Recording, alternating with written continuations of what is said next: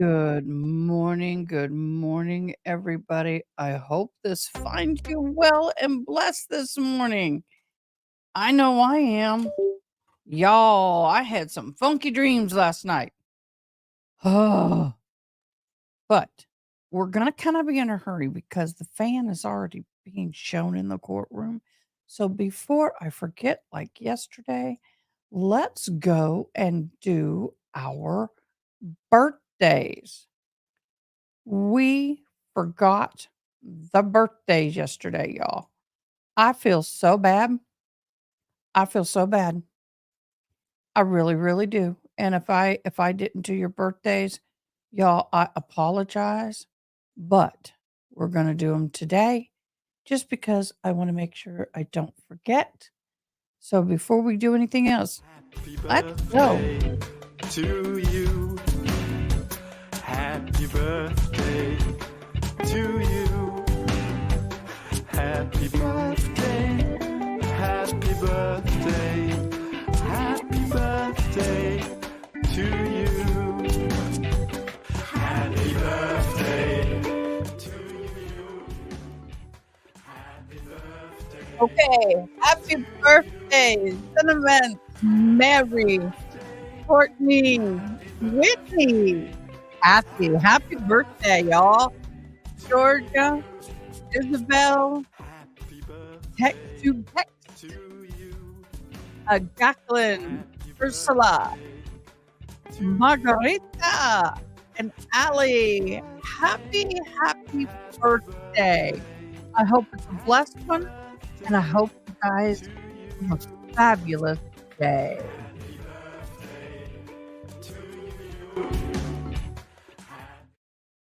Okay, I hate to cut it off short, but I'm trying to make sure that we are ready for trial. I watched my video yesterday and realized my voice was really loud. I've had people tell me that when the court is playing, um, it's hard to hear me. So, y'all, I apologize if I was a little loud yesterday. Not my intention. Why don't we do purple today? Why don't we do purple today? Yes, add some color into this Tuesday.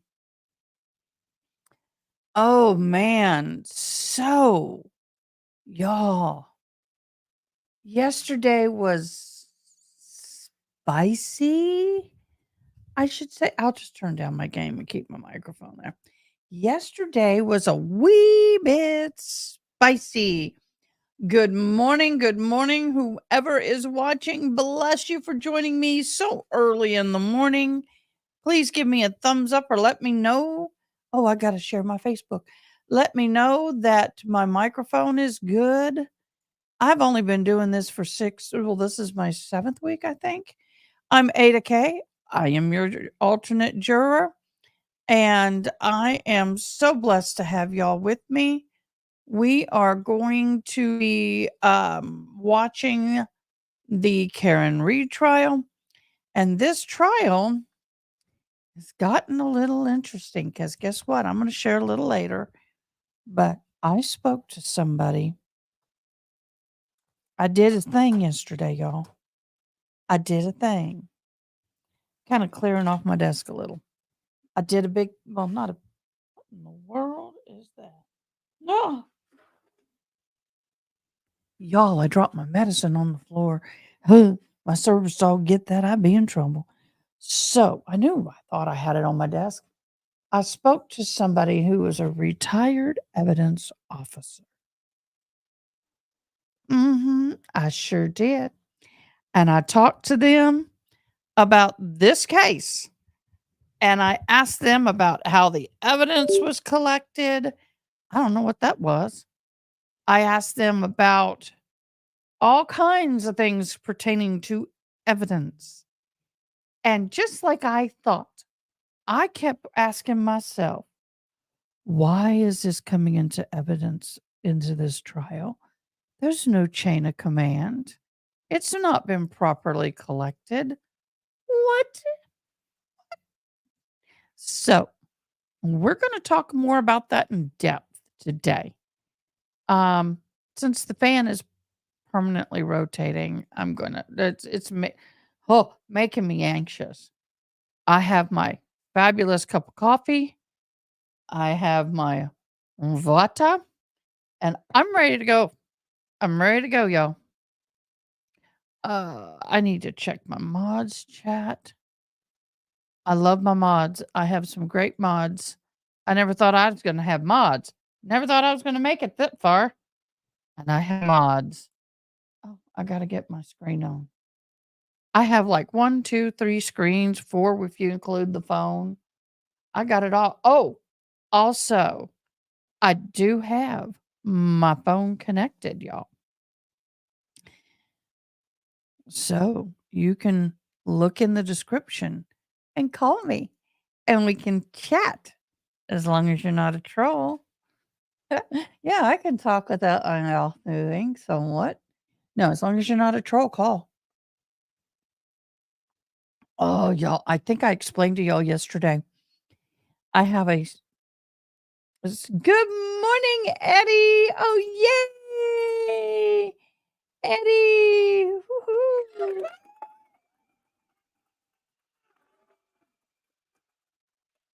You're first in chat, Eddie. I was talking yesterday. I have a sore bigger than a quarter on the roof of my mouth. I don't know what I did.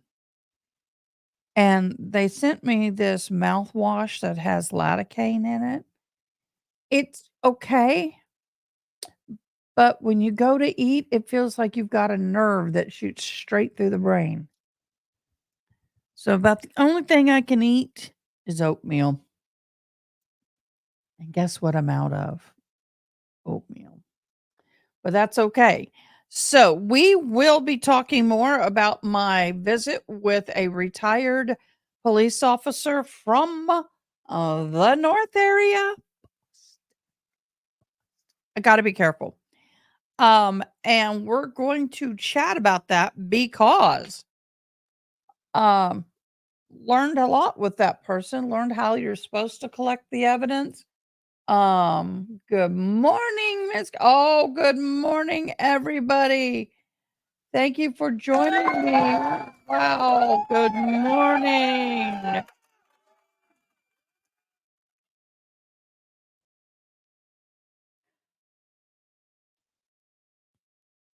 Okay, I have been in and out with you, but Cross yesterday morning had me hooked. I know. Well, guess what? We're going to be talking about evidence today because honestly, I call on all that evidence. And yeah, I meant to do that. Oh my gosh, y'all. I interviewed a retired police officer who did a lot of things, but one of the bigger jobs was an evidence officer. You know, the one that you check all that evidence in with? Yeah. I have a friend who's a retired evidence officer, and it was enlightening. And I have to say, the way they collected all that evidence, sorry,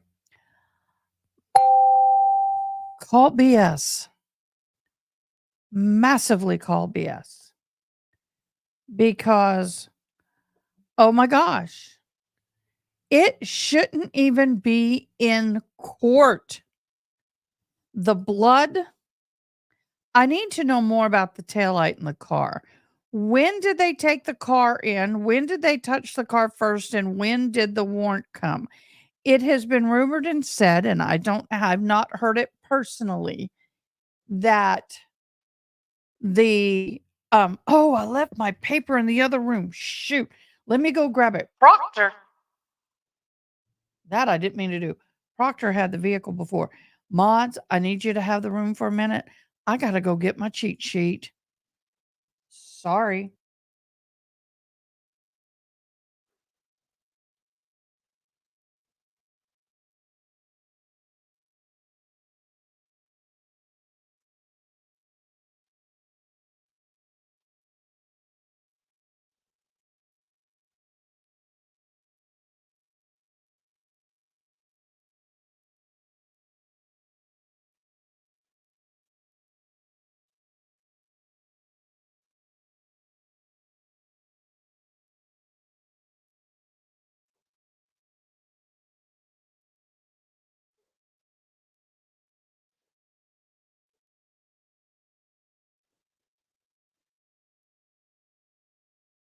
Okay. My board is being glitchy again. I'm back. I got the cheat sheet. Thank you so much, mods. Oh, the proverbial fan. So, Proctor, someone told me, and I don't remember if it was one of the mods or somebody told me that Proctor had the vehicle before the warrant or was inappropriately alone with the vehicle. I don't know which. And I don't mean anything wrong by the word inappropriately, meaning there wasn't another person in the room. Okay, mods, I need your help. How is the sound? I watched my video yesterday and it sounded like I was yelling at everybody instead of just talking. I think part of the problem is I'm trying to talk over the video. So how is the sound without the video?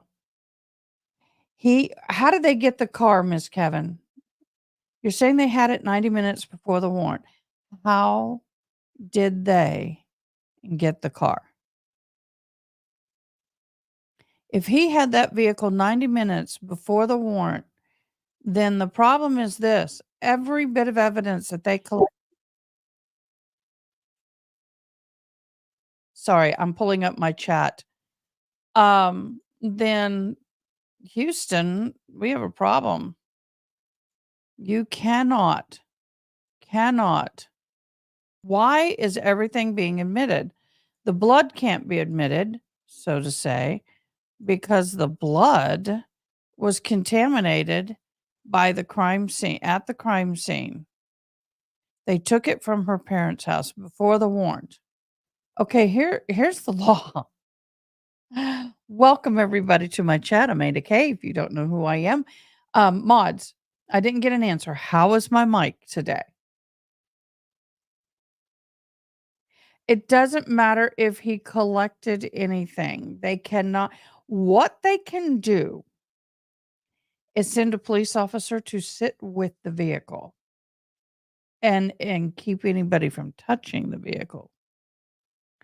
But what he can't, thank you, Mod. But what he cannot do, can't touch it, can't move it, can't put a finger on it, not even a freaking hair on that vehicle. Without a warrant.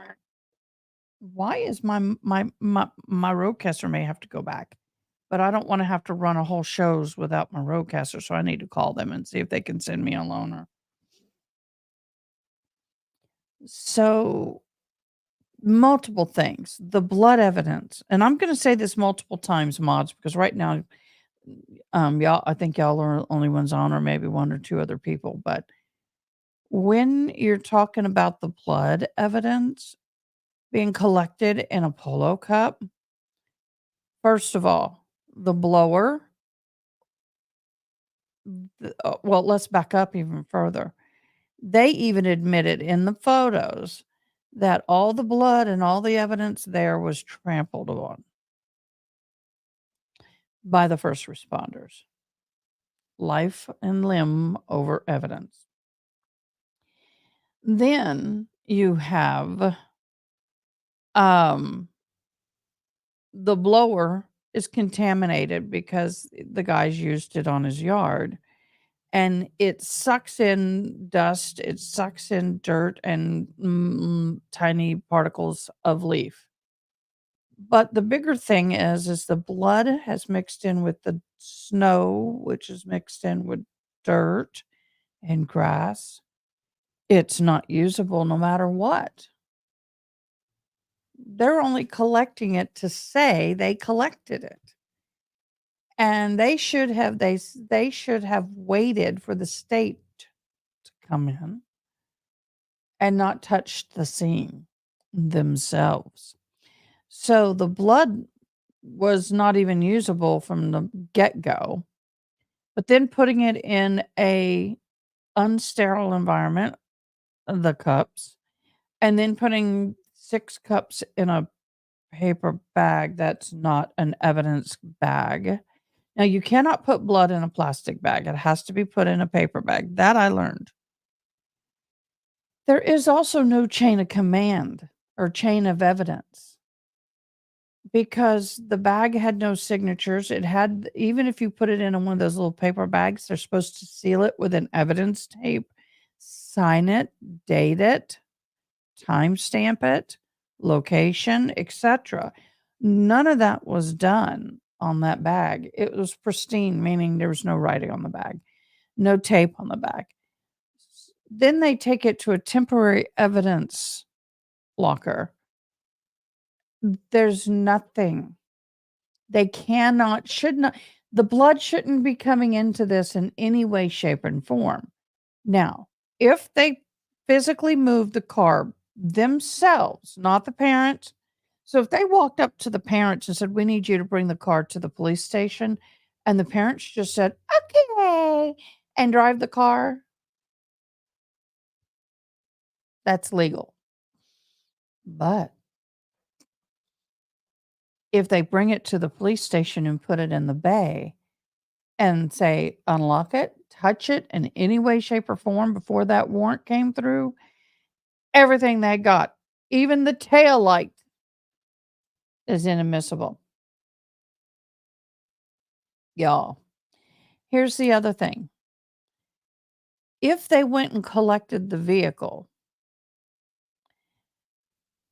well, it's not just enough to create reasonable doubt. It should never be in the trial. The judge is allowing stuff into the trial that should never be allowed in, per the person I talked to. I'm not a lawyer. Don't claim to be a lawyer.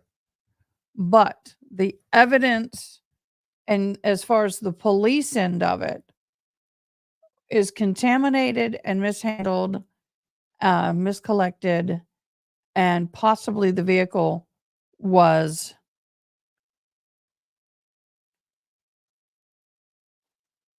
oh, okay. So Mr. Pickles is starting to cover the Karen trial.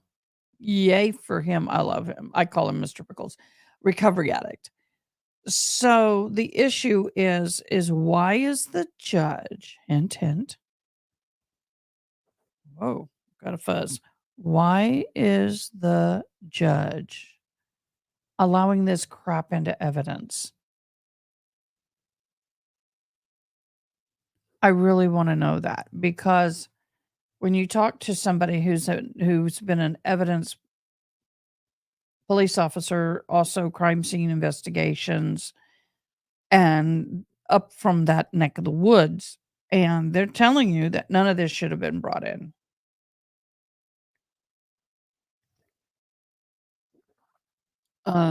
Yeah, this is an issue.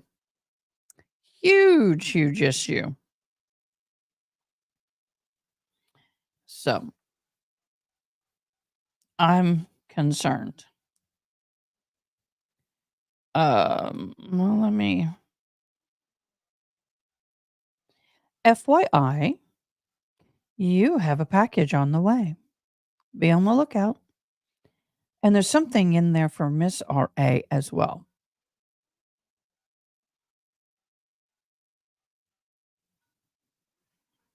Um,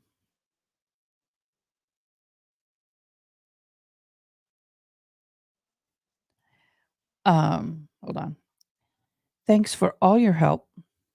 Period. I see you're starting to cover the Karen Reed trial. Period. I have spoken to a crime scene investigator / evidence police officer, retired, from that area, who now lives in my area. Period. If you ever want to chat about that, it's interesting. Have a blessed day and a great live. Oh, that was to recovery addict. He is so awesome, y'all. He's so awesome. So court is still doing the proverbial fan. They were supposed to start 17 minutes ago. Usually they're on time, but they haven't been today. I wish I could download the music, but I can't. It's all copyrighted. Or maybe it's not. Anybody know if the Jeopardy music is copyrighted? I would assume it still is. So, one of the things that's what I needed, that I wanted to say is that yesterday's trial got a little bit of fun. And why are you popping up? I didn't ask for you. But last night, I did not have a fun moment. I was really upset last night. Friend of mine, we went out to eat, and look what I got. Raised raised on Dolly, and I was. Now, as a Native American regalia maker, I make my own regalia. I do the bead work. Y'all have seen me wearing these. This is a sample of my bead work. And it starts off just as a long little piece of felt. But something else I do is I bead the side of hats. Isn't that cute? And I'm going to go all the way around with that. And since Dolly is a blingy, and then I think, hello, Andrea, and Andrea Ellie. I'm so sorry I butcher your name, baby girl. Really, just tell me how to say your name. Spell it out. I'm dyslexic as hell. So I'm going to bead this all the way around. And then I'm going to put some bling bling and I'm going to bead little butterflies, a butterfly on one side or two. I broke my needle. Not once, not twice, 3 times within just that amount of space, y'all. 3 broken needles. I am so pissed I have no more needles. I was going to work on it while we were in trial today, but I guess not. Welcome, everybody. Good morning. I feel like my mic is a little low today, but if you guys say it's good, I'm good. We've been talking about the evidence. I've spoken to a retired police officer who did investigations and was also an evidence officer, and found out a whole. You go by. Thank you, Anne. Ellie, Andrea, but an Elliot, Andrielli, Andrielli. Okay, I got it. Now, when I say I'm dyslexic, I am not bull crapping you. I was so dyslexic when I went to college the first time, I didn't write a single note. Every test I could do that was verbal. So I kid you not, I am. But thank you, Anne. I'll call you Anne if you're okay with that. That helps me out. Blessings, love. Um,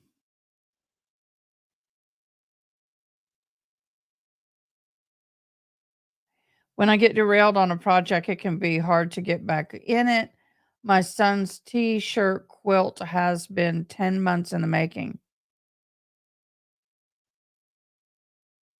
Oh, like Michelle. Andrea. Andrea. Andrea. Thank you. Like I said, names and I don't get along. Sorry. Anything with double letters or is encompassed with an E-L-L, Michelle. I keep wanting to say Michelle. It's Michelle. It's the way life is for me. But the thing with the evidence, oh, it is a beautiful name. The thing with the evidence is that none of this should be coming in, the car or the blood. None of it. Even the glass shouldn't even be coming in. None of it. And I want to know if anybody knows. Everybody calls the judge Aunt Bev. I understand you guys said she was connected to Proctor. How is she connected to Proctor other than being a judge? Why, if there's a connection, is she still the judge? I have a suspicion this defense has had a freaking heyday trying to get my hair. Does it look all right, y'all? I feel like that bun is making it look real weird. How is she able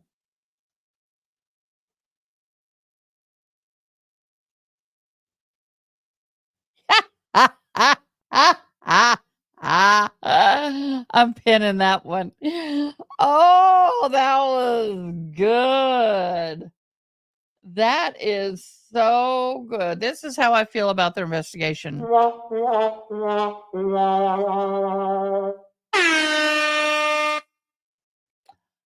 Hope I didn't blow your ears out. That is how I feel about their investigation. Oh my gosh. I'm going to double check my live feed. Is it correctly live or are we behind? Nope, it is correctly live. So I suspect somebody's having a problem getting to court or they're starting at 8:30 and I got here in a mad dash. Y'all, you didn't hear me at the beginning of this. I had some trippy dreams last night. And when I say trippy, I mean like psychedelic, trippy. Oh my God, y'all. I've never done drugs. I don't know what it's like to be. I didn't want to say the word and get banned this morning, so I could do it in sign language and get away with it. I love it. Do it in sign language and get away with it. Oh, we got court. We got court. Let me share screen and get all this done. All persons having business before the Honorable Beverly Canonis, Justice of the Norfolk Superior Court, in for the County of Norfolk. Draw near, give your attendance, you shall be heard. God save the Commonwealth of Massachusetts. Court is now open. You may be seated. 22-117, the Commonwealth versus Karen Reed. Can I have counsel identify themselves for the record? Adam Lally for the Commonwealth. Good morning, Your Honor. Good morning, Mr. Lally. Good morning, Your Honor. Laura McLaughlin for the Commonwealth. Good morning, Ms. McLaughlin. Your Honor, Alan Jackson for Ms. Reed. Good morning, Mr. Jackson. Good morning, Your Honor. Elizabeth Little, also on behalf of Ms. Reed. Good morning, Ms. Little. And good morning, Your Honor. David Unetti for Karen Reed. Good morning, Mr. Yannetti. Good morning, Ms. Reed. So Good I'm morning, a jurors. little because of the court. I apologize for the delay this morning. What I'm going to start doing, we don't want to keep you folks waiting, and sometimes there's traffic or other reasons that we're delayed. Rather than reporting at 8:20 in the morning, I'm going to let you report at 8:30. Okay, we'd rather you have us waiting than 8:30. Okay, they changed the times because they have been reporting at 8. I have to ask you those 3 questions. Was I'll everyone keep able asking to those follow the questions, instructions and refrain from discussing this case with anyone? I was going to say something. Oh, did you notice how she goes, "Good morning, Mr. Yeti. Good morning. Good morning." Are you already tired of this? Independent research or investigation into this case. Yes. Everyone said yes or nodded affirmatively. Did anyone happen to see, hear, or read anything about this case since you left yesterday? I'm going to have to put my glasses on because I'm going to Okay, be thank you writing. very much. Could we have Sergeant Good, please? I love my glasses, but they're getting old. And they're not as clear as they used to be. Yes. Yes. Boy, y'all are hitting the nail on the head. I know it's 9:30 their time, but it's 8:30 my time. They were meeting at 9 their time. Thanks, Jim. I'm happy for the 8:30. Lord, I'm happy for 8:30. You solemnly swear the evidence you give the court and jury. I have a half a book already of notes, y'all. So help you God. Yes. Okay. Good morning. Right. We all set? May I proceed, Your Honor? Yes.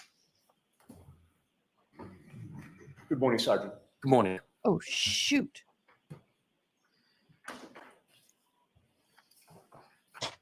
Sergeant, you are familiar with the key swipe system at the Canton Police Department? Yes. Could you explain to the jury how that works? So police officers are issued looks like a credit card. I have it in my wallet.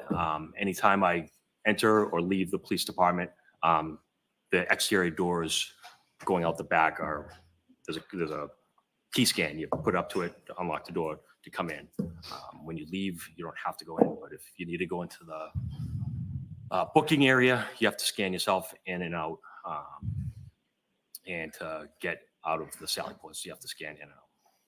Okay, and just trying to keep your voice up so that Yes, these sorry. last few jurors can hear you. How many officers on your department have those keys that can be All swiped? 45. I would believe all of them.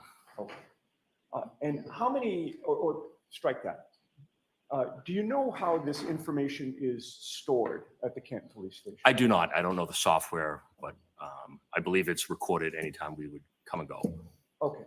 And you say you believe that it's recorded at the time that the information is obtained? In other words, somebody key swipes in and that information is then stored, you believe, at the Canton Police Station? I don't know the software, so I wouldn't be able to give you an educated response to that. And do you yourself, as a sergeant, have access to the key swipe data, or is that limited to certain officers at the department? I don't believe I have access to that. I've never accessed You've that. never accessed it. Okay. Your Honor, we do have a stipulation between the parties, if the court will accept it, to introduce the key swipe records from January 29th of 2022.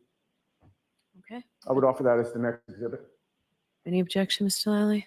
No, Your Honor. Okay. Are they subject to redactions? Yes, we have redacted them. The court can certainly take a look to make sure that. Have you all agreed to the redactions?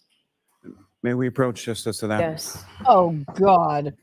For heaven's sake. Lord have mercy. We going through this already? Already. Okay, y'all. Here's our music for approach. May we approach? Oh my gosh, look at the shirt on one of the family members of Brian O'Keefe. It has a giraffe. That is so cute. I love it.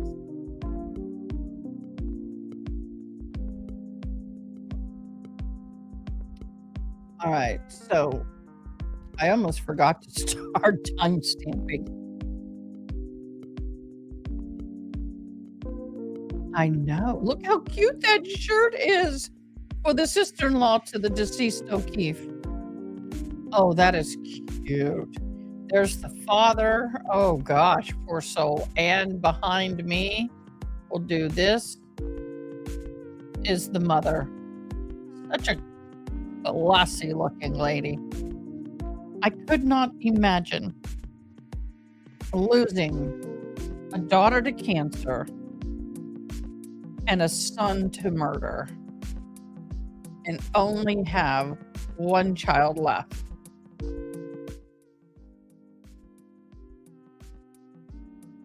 I think some of these are the Reed's family. That may be her family right there. I'm not sure, but the way they're focusing in, I would say that is her parents.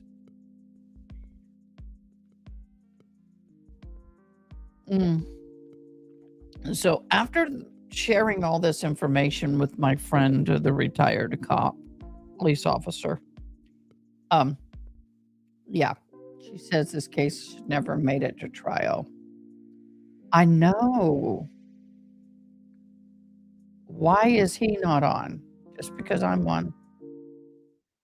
Where's his sound? That's on them, y'all, not me. Where is his sound? I'm gained 100%. Before you There. now took the stand today, did you go over your report? My police report? Yes. Yes. Were you looking for anything specifically? No. How long did you take to review that report between yesterday and today? I scanned over it. A few minutes? Oh, Sure. Yes. a couple. Have you spoken to anybody about your report? No. Nobody from the Canton Police? No.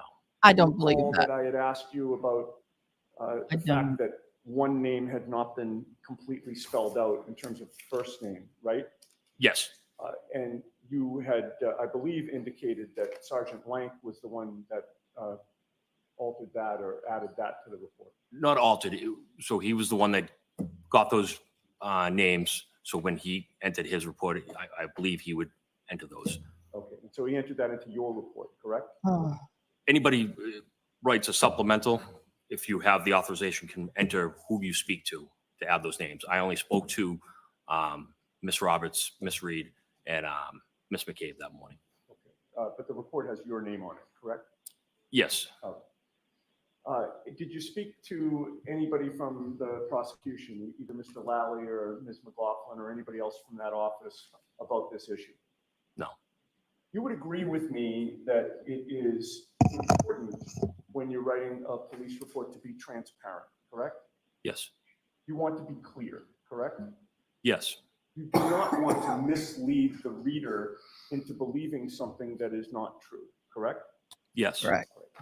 Can I see P and Q for identification? Ooh, ooh, snap. It's getting spicy already. I want to know what he's got. Tell. May I I'll approach tell. you on it? Yes. I'm showing you first P for identification. You identified that yesterday, correct? Yes. We went over with the jury the 5 bits of information that are up at the top of the report, starting with the incident number, correct? Yes. You had indicated again, incident 22-87-OF, Yes. call 22-449, Yes. date and time reported January 29th, 22 at 6:08. Yes. And the report date and time was January 29th of 22 at 8:24 a.m., correct? Yes. Reporting officer, Sergeant Sean Good, correct? Yes. I'd like to show you now what has been marked Q for identification. And you can hang on to P if you like. With regard to those bits of information. Oh, first of all, let me have you identify Q for identification. I'm sorry. Yes. I'm reading Q. Okay, what is Q for identification? Exhibit Q. No. Right. What is it? What is the actual document? We call this a face sheet. Okay.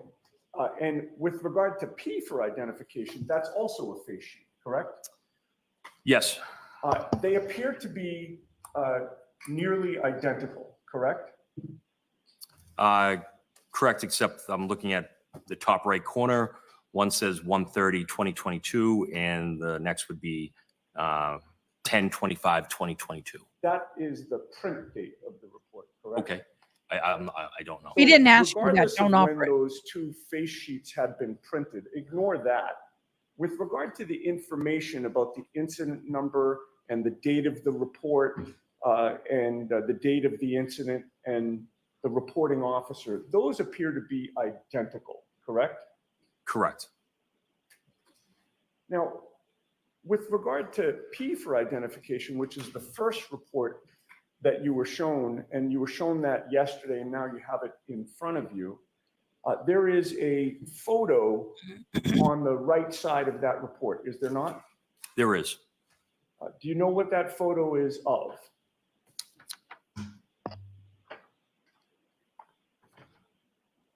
It looks like the scene probably a couple days later when the snow had melted. Okay.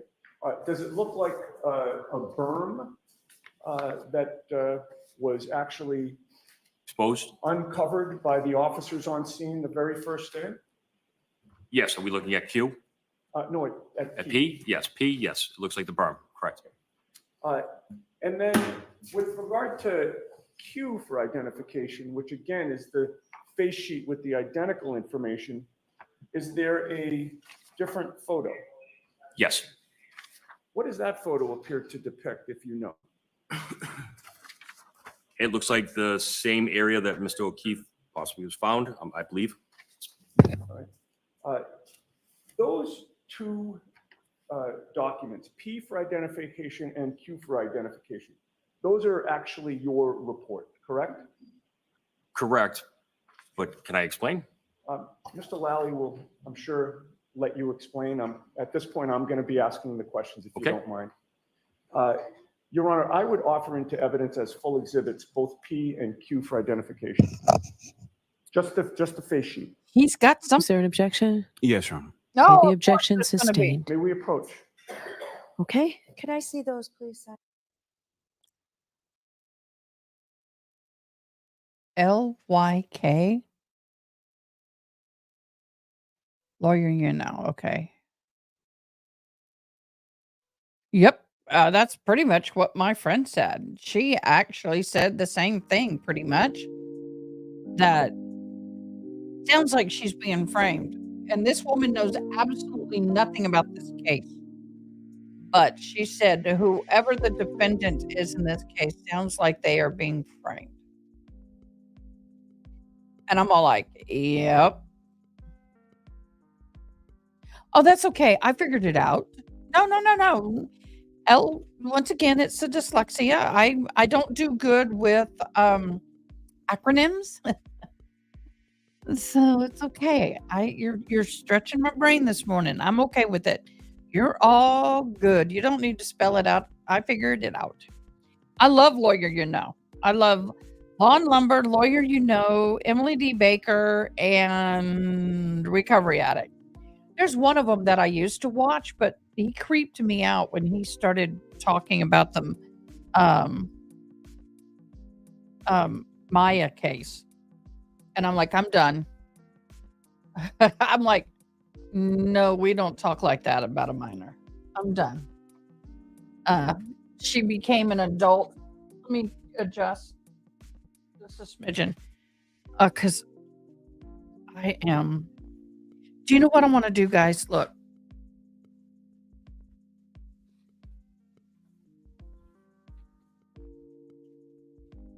I wanted to move my Highland cow so y'all could see it because I'm always a leaner this way. This is a sample of some of my native work. I made this, and it is the best fan you will ever have. It's a Canadian geese wing, and the geese died naturally.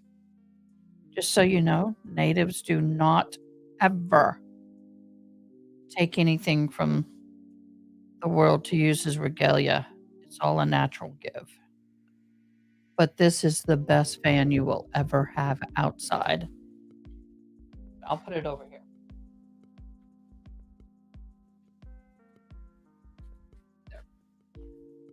I like seeing my little Highland cow over there. He or she still needs a name. We need to name this little girl. Well, my friend Tracy, see the Highland right there? That little white Highland there. And then there's the brown one right back here. That one, she did my background for me. We went and bought the stuff together, but she decorated and she's fabulous. And I've not been a Highland lover, but now I am. I absolutely adore those little buggers. They're cute as heck. Oh, I thought we were done. So she's cute as I like them. And now the stuffed animal Highland on this side of me. Yeah, that side of me. My daughter's in college, and once a semester, a very posh stuffed animal company comes, and they get to purchase them at a real reasonable price. And she has, what does she have? I can't remember what she got, but I told her, and she told me they had a Highland cow. And I said, I'll send you the money. Yeah, and I used to like Uncivil Law too until he was ranting about delivery drivers, I guess. The poor driver had multiple deliveries, and that's the one I was referring to. Something just doesn't set right. So anyway, not everybody's for everybody. I'm not for everybody. Other people aren't for everybody, so it's okay. But we need to name my Highland cow. Heidi the Highlander is what somebody recommended. I'm leaning towards that, but I haven't gotten that. Yeah, that's it. So if anybody has any more suggestions, I kind of want it to be a girl. I've listened to all the boy names and it just doesn't fit for me. Oh, Law and Lumber. You want to talk about when I met Law and Lumber? Or when I say met, first time I watched Law and Lumber was with the Johnny Depp trial, and he made a little thing and discussed the bed frame breakage situation. And that's when Heidi. Yeah, I'm kind of on the Heidi boat. So anyway, he Yeah, that's what he did. I don't know why I'm doing this. I didn't get it the way I normally do. Come I'm on. sorry. There's one other- Why are we muting again? Hello? Oh, they're still? Oh, they're fighting over this. So, the Highlander, Heidi the Highlander, I think is what I'm leaning unless somebody's got something cuter. By the way, the phone line is open if anybody would like to call and chat. We shall and can do that at the breaks. God, I moved it over there. So we can and shall at the breaks have discussions. I would love to. I think it would be awesome.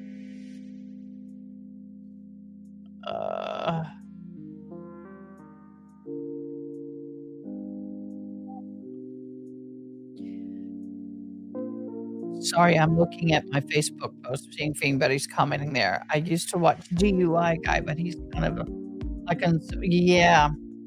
Thank you. Good point. Off-putting. Very good point. Are we back? Looks like we are back. Thank you very kindly for we're back. Oh, why do y'all keep doing that? Okay. So I don't think they truly want Judge, you to. can ask while you wait for this. I'm just getting the exhibit that I need, Your Honor. I appreciate it. I don't think he got in what he wanted in, but I could be wrong.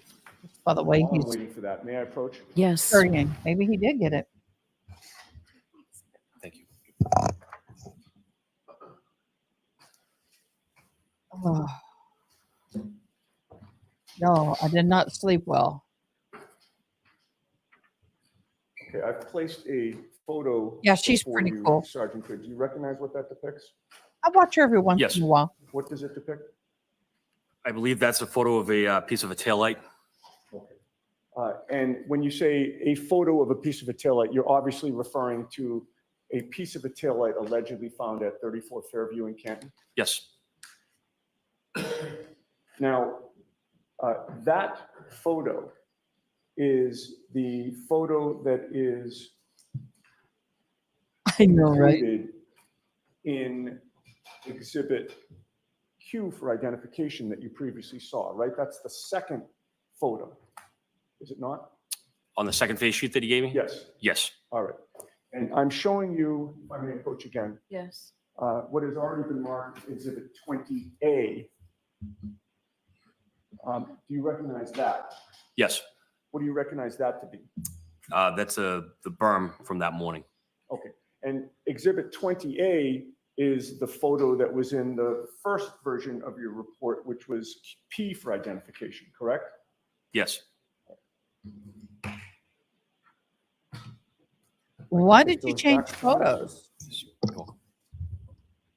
I think they're trying to lay out when they found the taillight.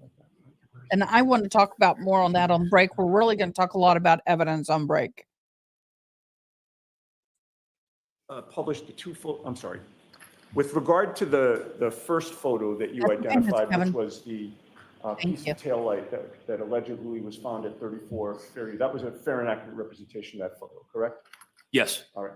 May I offer that, Your Honor? Okay, there's no objection, Mr. Lally? No, Your Honor. Okay. Exhibit 42. Oh, y'all, and I've also learned how to expand it. Oh, send a voicemail. Didn't mean to do that, y'all. Sorry. That's the courtroom sound going in and out, not me. Okay, and I'm sorry, the exhibit number was? 42. 42, thank you. May I publish 20A and 42 separately for the jury, Your Honor? Okay. Okay. 20A is, you've testified, the photo of the berm that was included in the first version of your police report, which was P for identification, correct? Yes. All right. Let's put up 42, please. What the heck? No. Oh, I was like, that's not There is evidence. 42. Right I here. don't have it. Bottom, Oh, you're bottom right. of the Yeah. No projector. wonder. Sure.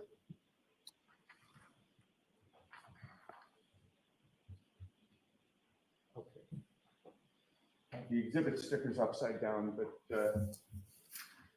there we go. That is the photo of the piece of taillight allegedly found at 34 Fairview that you have identified as exhibit 42, correct? Yes. All right.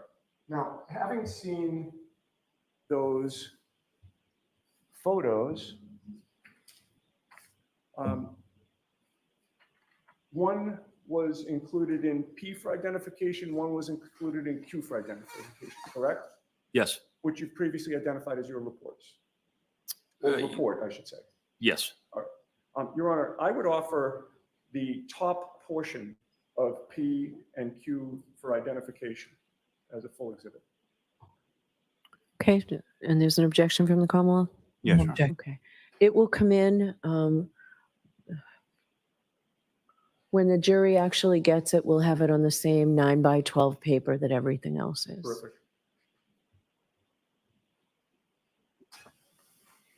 And all exhibits go through Madam Court Reporter. Oh, of course. I have a question about a court reporter doing the same thing as the exhibitee. So,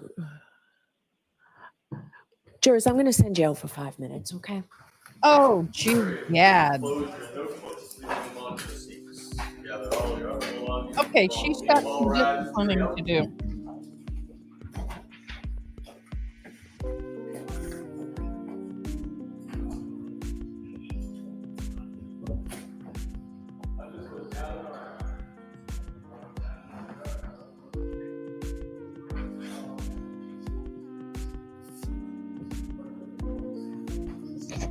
May I see those, Madam Court Reporter, please? Y'all, this is getting to be a little ridiculous. I understand she's trying to keep everything right. on the level. So I thought you were going to cut them. Apparently, you probably don't have scissors.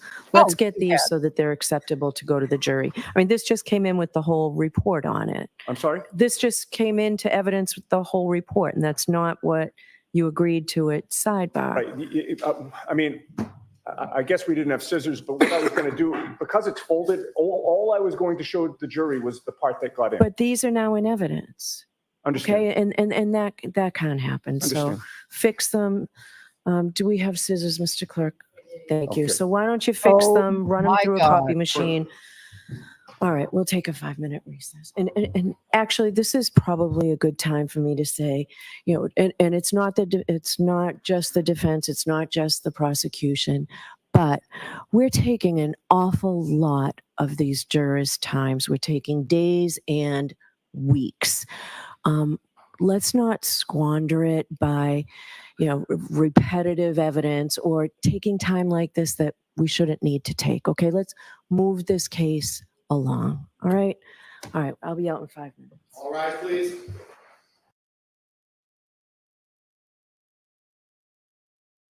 Wow.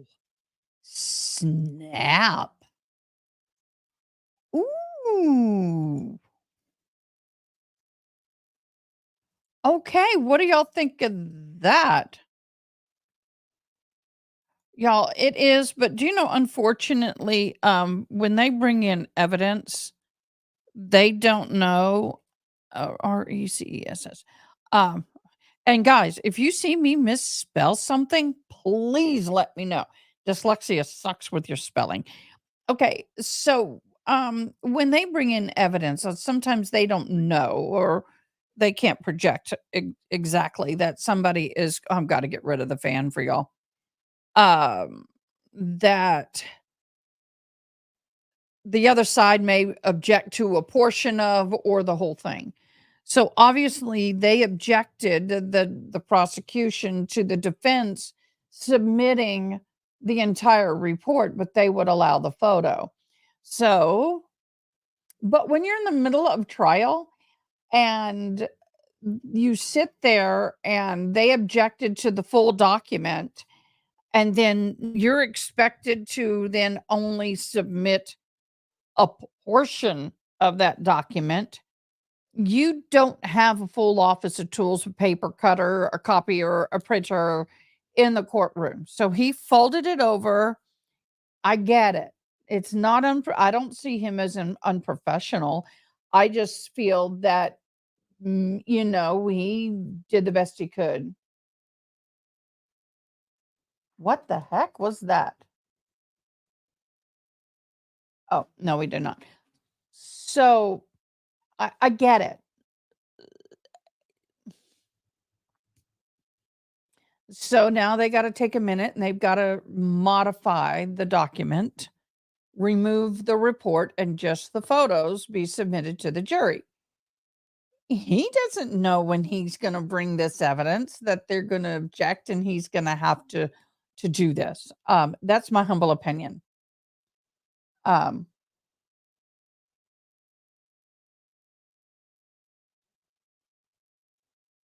I'm getting a lot of text in and I'm like, what?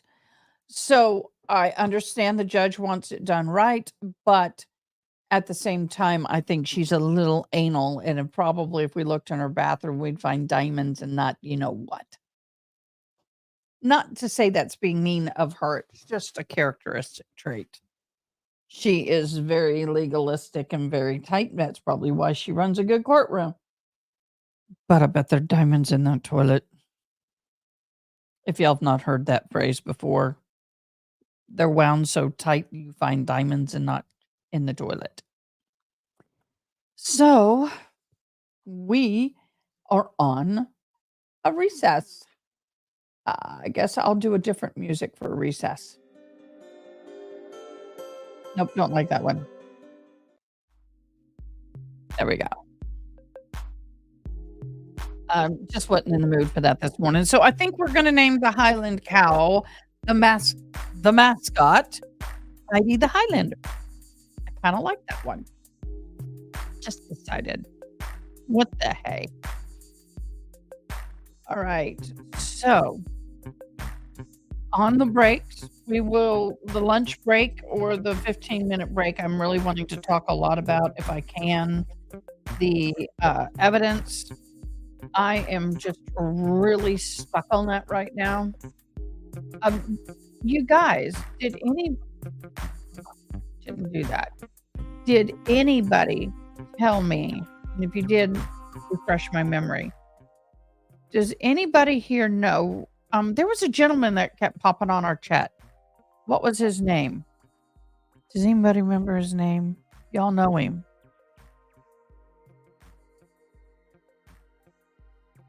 So, but who knows the connection between the judge and Proctor, other than her being a judge? Why are they calling her Auntie Bev? So how many times did the prosecution ask the family member how the kid's parents die and who was taking care of them? I know. But one thing they didn't tell us, and for some reason, I don't know. Does anybody know how the father died? I'm afraid it may have been self-inflicted by the way they're not saying anything. I'm like, how did the father die? They keep bringing it up. He died 2.5 months later. Well, tell me how he died. What happened? Y'all, tell me. I want to know. What happened to Daddy? But then again, it's really none of my business. But, Oh, gosh. I see something I don't like. I should not have been. Y'all should not be seeing. Hold on a minute. There we go. Let's see if that fixed it. I have a little TV tray next to me, y'all, that has all my books and everything on it. Yeah, that'd be better. It has my extra binders and everything. Gosh, my hair looks horrible on it. And I just saw it, so I just wanted to fix it. Okay, so here we are again, waiting for them. So I'm really still perplexed as to that connection, because I've been told that the judge probably should have removed herself from this trial. Once again, I'm not a lawyer. Don't pretend to be. I am going to school for criminal justice. Maybe one day, but right now I'm not. I don't know if I'm too old to go to college and get I'm not too old to get the degree in criminal justice. I just think I'm too old to go to law school. I'm much older than people think. And so let me make sure my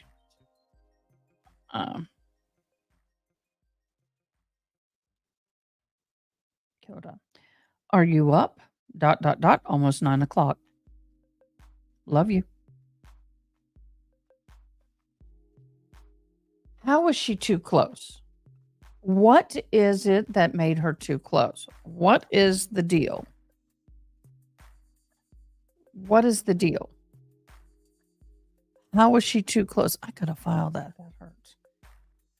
I'm just trying to figure it out. What's the connection? Was she at the wedding with Proctor kids like the other people were? I feel like he invited everybody under the sun to that wedding. Just saying. How is it that there's an issue? They're coming back, y'all. Bring the jury. I will never get over that gentleman. I loved him. He was freaking awesome. And I loved his voice. Bring the jury. Okay. I think I got everything laid out. We're back in session. You may be seated. If she's related to some people involved, why is she the judge?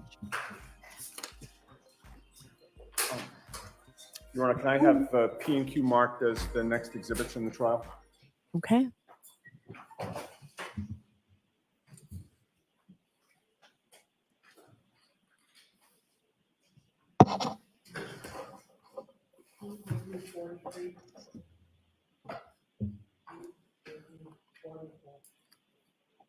Thank you. And with the court's permission, I'd like to display these one above the other. Okay.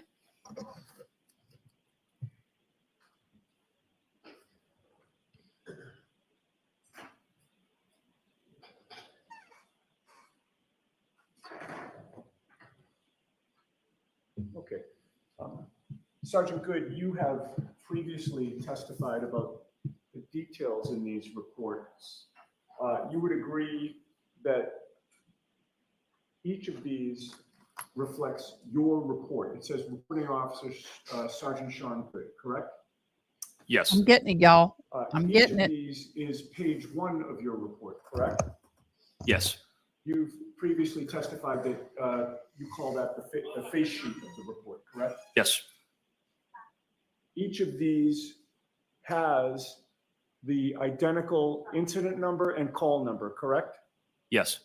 The identical date and time reported, correct? I got to do Yes. this so I can see it better. The identical report date and time, correct? Yes. And of course, the identical officer. Yes. Other than the print date of the face sheet of your report, one appears to be in January, one appears to be in October. The major change is the photo that's included on the face sheet, correct? Yes. Can I explain why? So that No, second photo, dude, the shut it. piece of tail light that is included I'll on be the right first back, page y'all. of your report, that photo is not from January 29th of 2022, correct? Correct. You never took a photo of a piece of taillight on January 29th of 2022, correct? Correct. You never saw a piece of taillight at 34 Fairview on January 29th of 2022, correct? Correct. Did you personally switch the photo on the face sheet of your police report? No. Do you know who did? So whoever updated the report, their supplemental, you add photos. But in answer to my question, do you know the specific person from your department who altered the photo on the face sheet of your report? I didn't take the supplemental report, so I don't know. Okay. I don't know who took the photo. But given that this is your report, you're the reporting officer, you are responsible for the content of that report, are you not? For my report, yes, not other officers' supplementals to an investigation. All right, but this is your report. This is the face sheet for the reporting officer, Sergeant Sean Good, is it not? Yes, on the face sheet. All right. Now, would you agree with me that someone reading this report and seeing that the date and time of the report is listed as January 29th of 2022 at 8:24 a.m., that's when you wrote it, correct? That's when I logged in, yes. Somebody reading that and seeing a photo of a piece of taillight might believe that that photo is from the same date that you're writing the report, correct? Objection. Sustained. Do you think it's misleading to include a photo on the face sheet of the report when the report is dated January 29th, 2022, and the photo is not from that day, it's from sometime later? Objection. Sustained. Y'all, did I miss anything good? Is there anything on what is now marked Exhibit Tell me what I 44 missed, y'all. on that face sheet that indicates My son is not the feeling date well and today, time so I'm having to that handle his photo job on Exhibit as well as 44 do was this. taken? So Mom, No. tell me what I Is missed. there anything on Exhibit 44, that face sheet of your report, that indicates that it applies to some supplemental report that was later filed? No.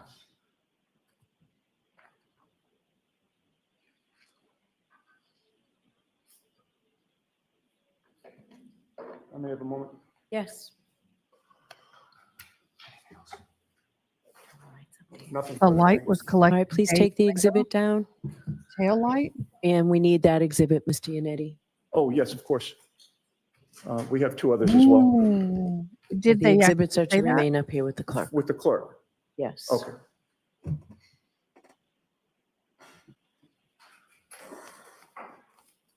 Did they actually say that? All right. Go right ahead, Mr. Lally. Thank you. So Sergeant Good, turning back to some questions you were asked yesterday in regard to Christopher Albert and whether or not he was a town selectman, is that correct? Yes. And he is currently, is that correct? Yes. And was he on January 29th of 2022? No. So he was elected to the Board of Selectmen subsequent to this date of, that you've been talking about, January 29th, 2022, correct? Yes.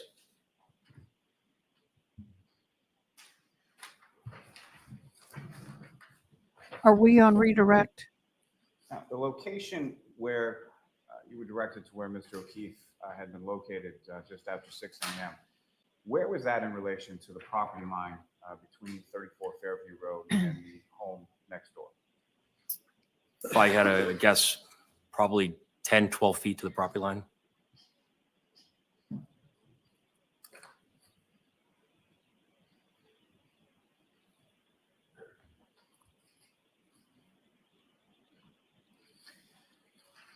No, you were asked Got some it. questions about having been to that residence at 34 Fairview Road prior.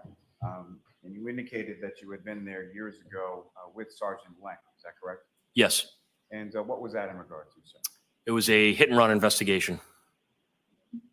And who, Thank if you. anyone, so why were you at that residence at 34 Fairview Road? So there was a call for a motor vehicle crash at the corner of Dedham and Washington Street. And the suspect vehicle had fled the scene. Officer Lank was my partner that night. He followed the oil spill of the vehicle down Dedham Street, up Cedar Crest, all the way down to the intersection of Cedar Crest to Fairview. And the oil spill actually drove into 34 Fairview, where we found the vehicle. And who, if anyone, did you, through your investigation, who, if anyone, did you associate with operating that? That'd be Tim Albert. And was Mr. Timothy Albert, was he charged in reference to that incident? Yes, he was. And do you know approximately when that was? It was in 2009. I don't know the exact date, but I know the year. Okay, so what does that have to do with this? Confused a little. Now, as far as your report, you asked a number of questions about that. But I'm sorry, before I get to that, you had testified earlier that when you were leaving the scene, there was an amount of snow that had compiled on your windshield, correct? Yes. And after leaving the scene, what if anything happened with the snowfall sort of throughout the course of the day? Our windshield was completely covered. We had to take time, clear off our windshields. It had snowed considerably. What, And if then any, is following driving that me throughout sort of crazy? the course of the rest of the day and the afternoon, what, if anything, did you observe about the snowfall at that point? It continually got worse.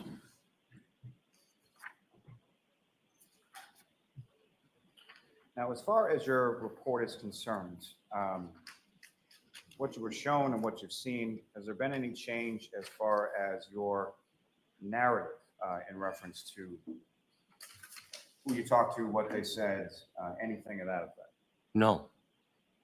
You've been asked a bunch of questions about what you called a face sheet. Can you explain to the jury sort of what a face sheet is and sort of how that comes into being? Easiest way, it's the top sheet of the report. It's not the actual meat of the report. It just gives you the date and time. Usually, if you can fit it on the front of the sheet, it would be the first party would be Right sheet of involved. the If it fact. was a suspect, defendant, and that's it. It would be their name, date of birth, social security number, all of their Basic personal information. So as info. far as you were saying, sort of the meat of the report, it has no real relation to that, correct? Correct. Now, you were handed. So that's two why they probably exhibits didn't want all as that part shown of to the the jury, report. because it had social security You were numbers told on to it. ignore the date that they were printed, correct? Correct. And so what, if any, significance would the date that they were printed have in relation to what's on a face sheet? So in this case, there was supplemental reports done after the 29th. So those reports were added to my initial report. You can add a supplemental narrative. So if that includes meeting new people, talking to other people, or taking photos of anything you found, you would add that to our report, and it would be documented in the supplemental. And you had offered, I believe, a couple times to explain to the jury sort of why a photo might be different from one face sheet when it's printed versus a subsequent date when the face sheet is printed. Can you explain to the jury at this time sort of why would that be different? So when that face sheet was printed, if photo number one was the top photo, and now there was a new photo added, that could be now the top photo on that face sheet when it was printed. And how would that be something that someone would physically go in and do, or is that something that sort of within the system automatically occurs? If you know.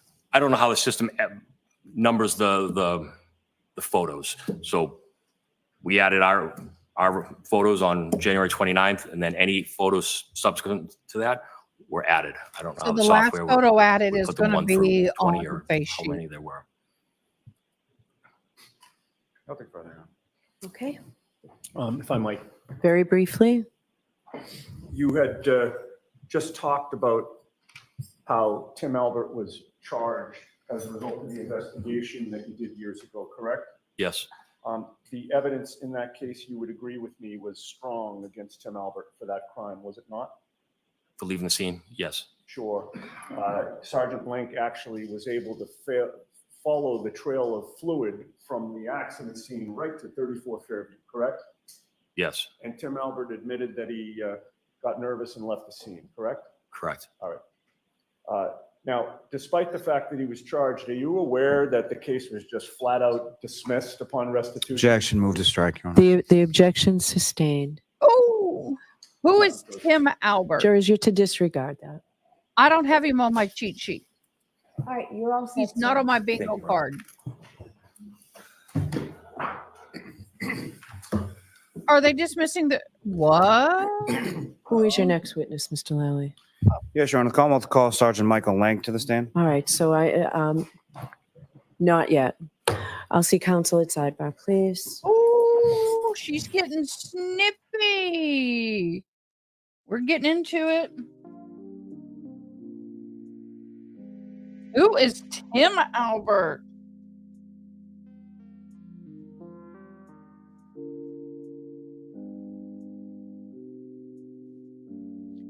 I am curious. Anybody in mods? Who is Tim Albert, please? Once again, I'm learning of these people as the case goes. He's a cousin. Thank you. Thank you, thank you, thank you. Appreciate it.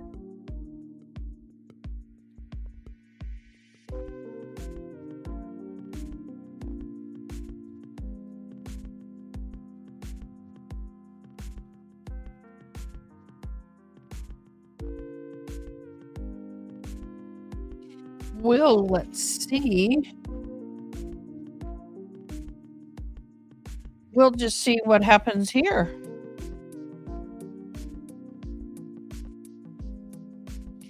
What I'm trying to do, y'all, and I really love this, it really helps me with time stamping, is to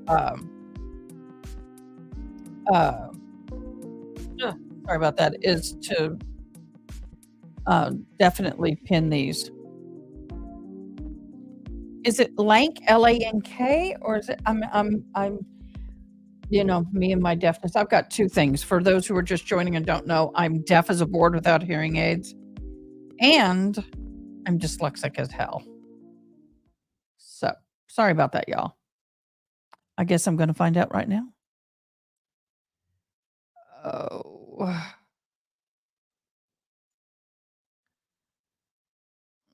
I am so hungry, y'all. I didn't eat breakfast this morning. I'm such a awful person. I didn't eat breakfast this morning. I love the giraffe shirt. Oh my gosh, that is so, the eyes on it is what's getting me. It is so stinking cute. Why do we not have sound? It's important to the defendant's case. So tell me exactly, based on the voir dire yesterday, exactly what you hope to get into. Thank you, Your Honor. With regard to Voir the dire. voir dire yesterday, my intention is to closely mirror my questioning of Sergeant Lank with my questioning of him on voir dire. In other words, the fact of the fight, the fact of Chris Albert's involvement in the fight, the fact of his getting involved.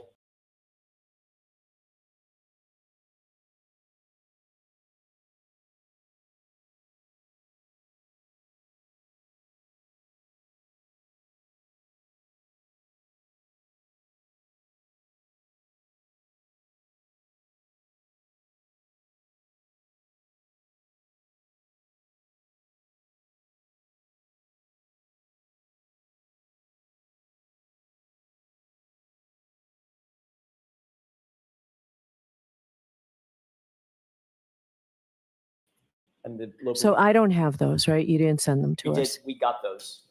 We got those All last right, night. it's okay. It's too late for the police reports, but go ahead and finish what you've got. Right. Wait, just so the court knows, as the court requested, we provided those to the judicial assistant last night. Who's the judicial assistant? Yeah. Like, Mr.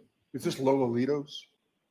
Lopolito. Yeah. Go ahead from after the police report. So basically, Your Honor, and I don't have any interest in introducing the police reports. I just need the timing. In other words, there was the fight, the complaint, the police reports were filed after the complaint, and then they were charged after the police reports.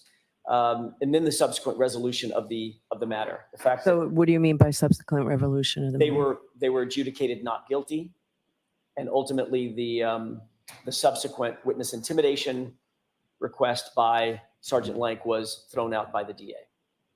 With regard to what was brought up by Mr. Lally yesterday, I intend to include and elicit in my questioning of Sergeant Lank the issue concerning Tim Albert and the resolution of that issue Well, Mr. Yannetti just did that. Well, he didn't because the court struck it. Yeah. The It should not have been done. well, Your Honor, Go ahead. respectfully, the Commonwealth left the jurors with a misimpression intentionally. So His last question was, and he was charged. That's true. He was charged. And then those charges were dismissed subsequent thereto. all right, but this was specific. We should have, and it wasn't objected to, right? So Mr. Lally's question wasn't objected to. All right, so is that the end of what you intend to get into? Yes. All right, Mr. Lally, do you want to, you're objecting to all of this? Yes, Your Honor. Okay. Do you want to be heard specifically on anything? No, Your Honor. All right. So what I'm going to allow you to get in is the relationship of Sergeant Lank with the Alberts. But keep in mind, Mr. Jackson, the Alberts are not all one entity. So you must do it individually. And simply because the witness had a relationship with Chris Albert doesn't mean that it has any bearing on favoritism or bias to Brian Albert or to Tim Albert. So you have to do them individually. I'll give you some leeway on the incident itself, but keep in mind the particulars of the fight isn't really what matters here. It's the fact of the fight and the intervening of Sergeant Lank on behalf of Chris Albert, as it's relevant to bias or favoritism. So if there are objections that you get beyond,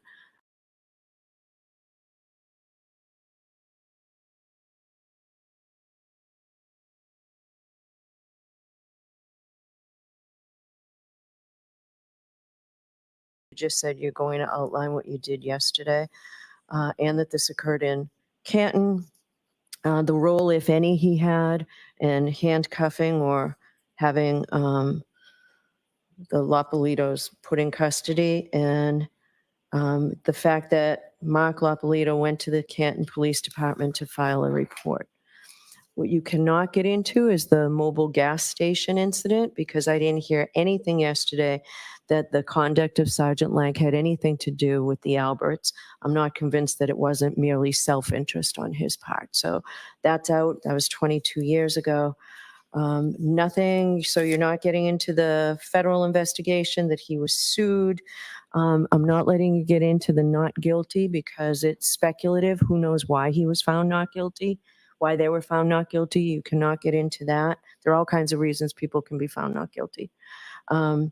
Whether I allow more depends on the testimony, the direct and the cross. So you are to go no further than that without leave of court.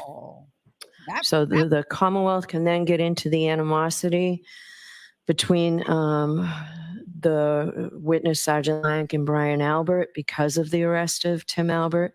But if Mr. Lally, if you open the door to something further, I need to be seen at sidebar before anybody can come get into that. So Mr. Jackson, you did this in 10 minutes yesterday. I don't expect you to take 2 hours to do this, okay? And just as an aside again, let's not waste the jury's time with repetitive testimony. I don't intend to, Your Honor. I think I understand the court's, the parameters. The one thing I didn't hear the court say, but I think it was implied, but I want to make sure I'm clear. I can get into the fact that there was a complaint sought and then there were subsequent police reports filed. Not the police. Citation. I didn't hear anything yesterday about the police reports. I haven't seen them. So that the complaint was sought and that subsequent to that, they were summoned and had to go to court. And the dates of the police reports that were filed? You can say the dates without saying the police reports. So they went into the station to file a complaint. They were told they couldn't file a complaint on those 2 days, right? Correct. And then the witness did testify that he filed a report, but it was that he had told his sergeant the night before of this incident, and the sergeant said, you don't have to file a report until you come back or something like that. So I'll just ask, were the reports dated after the initial complaint was requested? I can leave it at that. Okay. Okay. All right. I'll give you all a 5-minute break. and then we have to get going. All rise for the court, please. Y'all, this is getting very, very tissy and detailed. Wow.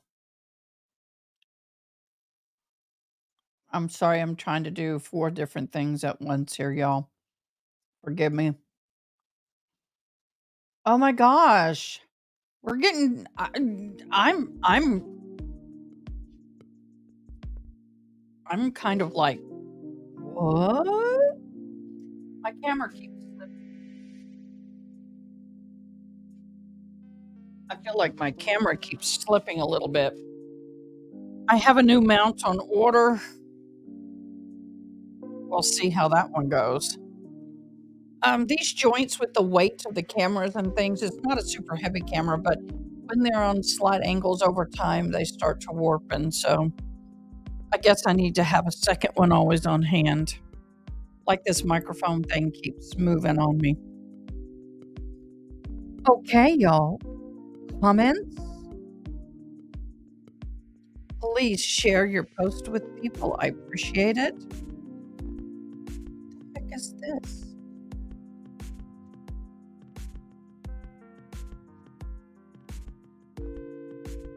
I didn't do this. There is something new on my computer that is not a part of me, so we're going bye-bye. That's weird. Oy vey. Wow, that is so, like, weird.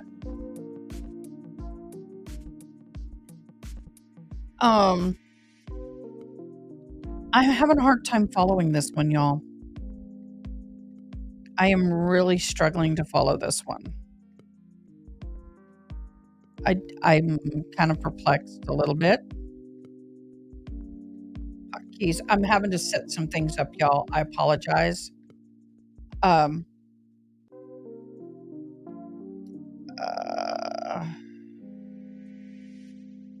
I changed some settings. Layout 8. So now I gotta set a hotkey up on my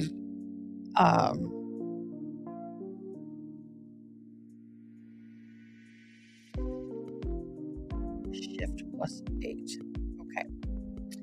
On my Stream Deck and Shift+8. So the thing about that, I'm kind of mind blown. Please forgive me if I'm a little stumbling over words over what just happened.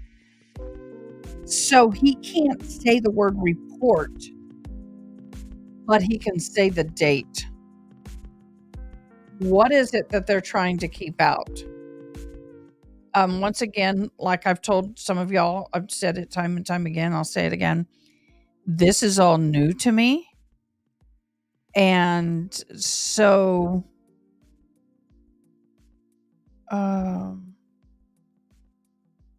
system. This is new to me. And so for me, it's kind of like Shift 6, okay. Shift 8.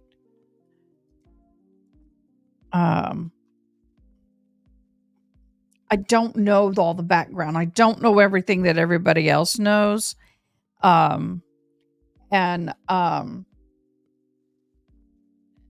don't, like I said, I don't know all of this stuff. So I'm hearing it for the first time, like everybody else is, like the juror. And so for me, it's difficult because I don't understand where they're going right now with this.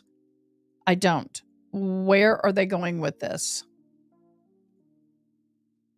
It perplexing me a little bit, and forgive me for that. So I don't know what's happening here. This just kind of stumped me a little bit, and I apologize for that stumping. My bad. Once again. But I find it interesting that this judge, I like what she said, though. She said, you cannot treat the Alberts as an entire entity. And that is true. Just because you may know one Albert does not mean that all Alberts are a part of whatever is going on. And that's something that has always bothered me about this case and other cases as well, is that there's a family unit and out of 30, 2 of them may be involved, but the other 28 of them are thrown in the bucket. But let's count how many Alberts are involved in this. Brian Albert and Nicole Albert are the owners of the home. Then you have Chris Albert, who's married to Julie Albert, who used to babysit and give or receive gifts to Proctor. Then you have Kevin Albert, oh, there he is, the cousin, who's a Canton PD. Not only is he a co-worker, but he's also connected to Proctor because he too was a part of the wedding or whatever. So they are, a lot of them, intertwined. Uh-oh, I need to see what's going on here. So, y'all,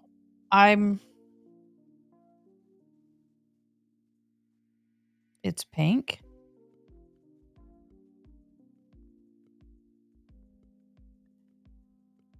Sorry, my friend. Oh, yep, we're going for it. I will go broke for that. My dearest friend is going through stage 4 inoperable cancer. So if sometimes I disappear, it's because of her. Very few times will I disappear, but when I get a text or a call, that's important. Okay, so for me, the thing is that you have a lot of people who are intertwined and connected here, and the judge is somewhat trying to control this. And I get it to a point, but what I don't get is how in the hell can the judge be a part of this when she too has connections? I'm like, y'all, any comments on this? I need some backstory. If anybody has backstory, give me more. Give me more, please.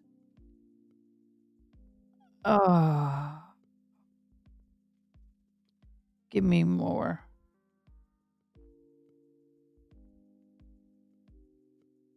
So I'm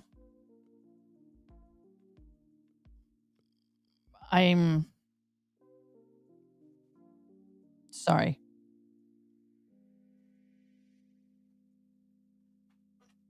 Let's see. I get off work at 6:30 tonight. Hold on. I live in Kerrville. Can I come tonight? I can't leave until 6:30. So it'd be 7:30 at least. So the question I have for y'all is, what are your feelings about the triangles between the judge and all of this?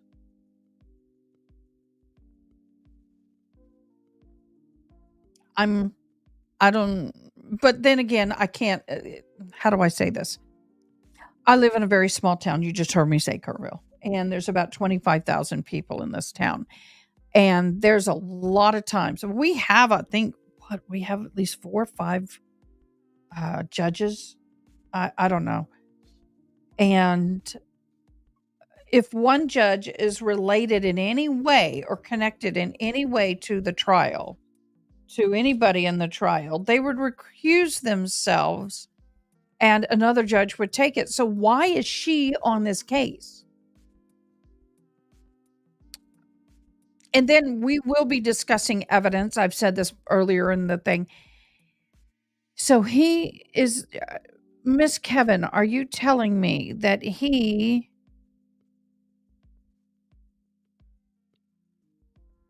being the victim is a cousin to the judge? Or is Brian Albert, who is a cousin to the judge? Not yet. Okay, judge, you asked. Okay. Who's a cousin to the judge? You say he. But in our the evidence I'm going to talk to you guys about, I spoke with a person who is a retired police officer from up north in the vicinity, and I made the comment that we talked about the evidence and whether it should even. There we go. Sorry, my camera is mounted. Yeah, I'm going to have to get a camera mount tonight. But the evidence that's in the blood and the vehicle shouldn't be in. How did that even get into evidence? First of all, the blood is tainted. You can't scrape blood up off of snow, dirt, and grass. You can photograph it. You can do all that. But what are you doing with it? You know whose blood it is. I know you may want to cross and see if some other's DNA is mixed in with it. But the problem is it's not good. It's not clean. How can you use that blood? Now, once again, I'm not a lawyer. I am an alternate juror. But my biggest pet peeve in this is explain to me. I want to know how you can use this blood. How can you process this? What was the purpose for collecting it? We have heard nothing about DNA testing. We've heard nothing about any kind of testing. All we saw was melted snow mixed with blood in red Polo cups in a paper bag that's from a grocery store, not an evidence collecting bag. My humble opinion. Wow, they're taking a long time. I'm sorry. So yeah, I want to talk to a lawyer. Do you know what I'm going to do? I reached out to Brandy Churchwell earlier to borrow her charts. I might see if I can have a chat, set up a chat with Miss Brandy. What do y'all think? Definitely. I think I'm going to try because I have questions and Brandy is, as far as I know, is the expert to this case. So I'd love to do a joint live with her and have a discussion one evening. Let's see if I can do that because this to me is I need some information. I need an exclamation, dudes. All right. Has muted. They're coming back. Let's see if this works. Oh, no.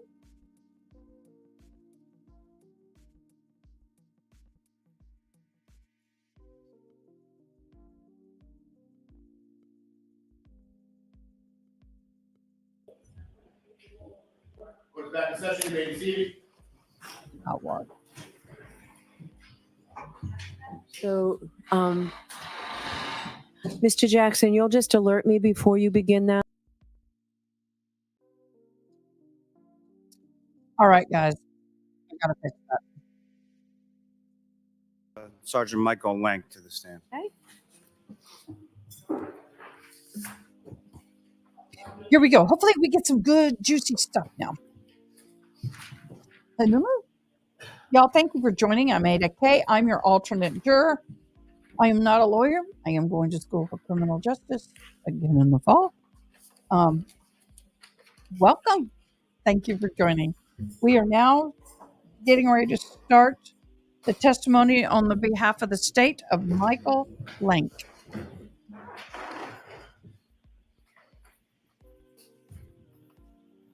Just going to ask you to be mindful to step up and to remain standing, be sworn. Do you solemnly swear the evidence you give the court and jury in the case now and here and the truth, the whole truth, and nothing but the truth, so help you God? I do. Morning. Hopefully I spelled his name right. If not, I'll re-enter it.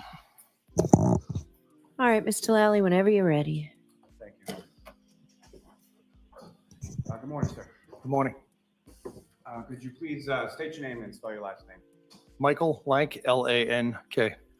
And Got it. how are you employed, sir? I'm a lieutenant with the Canton Police. Oh, now he's a And, lieutenant. How long in total have you been a member of the Canton? Over 24 years. And how long have you I held gotta the change it rank now. of lieutenant with Canton? It'll be 2 years in August. So after the fact. Now, prior to, well, let me ask you first. With reference to your responsibilities as lieutenant, if you could explain to the jury just in general terms, what are your duties and responsibilities as a lieutenant? I oversee the gun licensing and patrol. And prior to working as a lieutenant, what was your role with the Canton Police before that? I was a detective sergeant And how long were you a detective sergeant? from September of 21 until August of 22. And during that time frame as a detective sergeant, what were your duties and responsibilities with regard to the Canton Police at that point? To oversee the Detective Bureau, ensure that all reports were issued to respective detectives and completed. Now, you're also familiar with the role within the Canton Police of a sort of shift sergeant, is that correct? Yes. And if you could explain to the jury sort of what are the differences between what a shift sergeant does and what a detective sergeant does? Shift sergeant's primary responsibility is to run the daily shift, give out sectors to each of the cars, and dispatch cruisers to appropriate areas, so forth. And if I could turn your attention to the morning of January 29th, 2022. Some point after 6 a.m., did you receive a call in regard to a dispatch that your department had received? Yes. And who, if anyone, called you around that time? Sergeant Sean Good. Do you know approximately what time Sergeant Good called you? I believe it was 6:08. And with reference to that call, the initial call from Sergeant Good, what, if any, information did he relay to you at that time? Sergeant Good stated that there was a gentleman found in the snow at 34 Fairview Road, and he was in very grave condition. And he brought it to my attention that he was also a Boston police officer. And subsequent to that, through the course of your investigative work on this case, did you learn who that unresponsive male was? Yes. And who did you learn? John O'Keefe. And upon receiving that call, where did you go? I went to 34 Fairview Road. And if you know about what time would you estimate that you arrived in the area of 34 Fairview Road? I live fairly close, so I was on scene by, I believe it was 6:24, 6:25. And upon your arrival, who, if anyone else, from your department was there prior to you? Officer Sarif, Officer Mullaney, and Sergeant Good. And when you arrived, beyond sort of the other officers from your department, what, if any, other activity or what, if any, other persons did you observe on scene? When I arrived, I observed that the ambulance was still there. There was multiple EMTs, and I observed some witnesses also. And with respect to the ambulance, it's your understanding Mr. O'Keefe was in that ambulance? Yes. And did you ever see Mr. O'Keefe on that one? I did not. And at some point, the other officers who preceded your arrival, did they direct you your attention to where Mr. O'Keefe was found when they first arrived? They did. And where was that sort of in relation to the property, if you recall? If you're looking at 34 Fairview Road, it was on the left side of the property, about 8 feet from the road. And in that sort of general area, what, if any, sort of landmarks or other sort of items in that area of the front yard did you observe? I observed a flagpole. There was a fire hydrant and some brush area over there. And upon your arrival on scene, who was the first person that you spoke to? Sergeant Sean Good. And you had some conversation with him, is that correct? That's correct. And then following talking to Sergeant Good, who, if anyone else, did you speak to on scene? I spoke to Jennifer McCabe. And where was it in relation to the scene that you first spoke to Jennifer McCabe? I believe I spoke to Jennifer McCabe right in front of Mark Cruiser 683, which was assigned to Officer Sarif. And then about how long a conversation was that initially with Ms. McCabe? I would say probably 8 or 9 minutes. And in addition to Ms. McCabe, what, if any, other sort of civilians did you observe in that area around that time? I observed Kerry Roberts, and I don't recall seeing anybody else at the scene while I was focused on Ms. McCabe. Now, with respect to Jennifer McCabe, I'll strike that. So after you spoke with Ms. McCabe for 8 or 9 minutes, then who, if anyone else, did you speak to at that time? So after I spoke with Ms. McCabe, I believe I was able to then contact the CPAC unit. And what is the CPAC unit? CPAC unit is the investigative division for the Norfolk County District Attorney's Office. Why did you contact them? Because I was made aware at some point that it did not appear that Mr. O'Keefe was going to survive, and I wanted them to be aware of the situation. And did they respond at that time? No. Now, with reference to, is that sort of a typical protocol, or what, if any, sort of typical protocol would you have responding to a scene of this nature? Yes, any sort of scene where it appears that the person is not going to survive, we would contact State Police CPAC unit. And why is that? Because they investigate all deaths. So they have jurisdiction over all unattended deaths, is that correct? That's correct. As well as homicides, things of that nature. Correct. Now,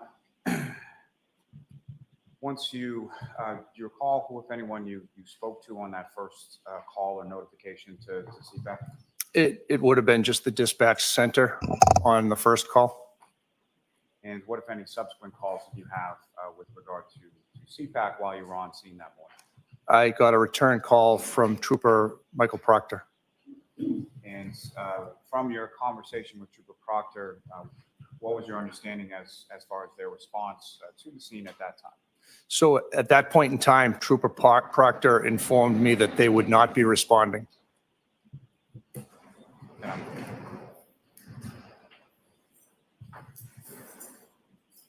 I don't know what that noise is, but if I could just ask you to repeat your last response, because frankly, I didn't know.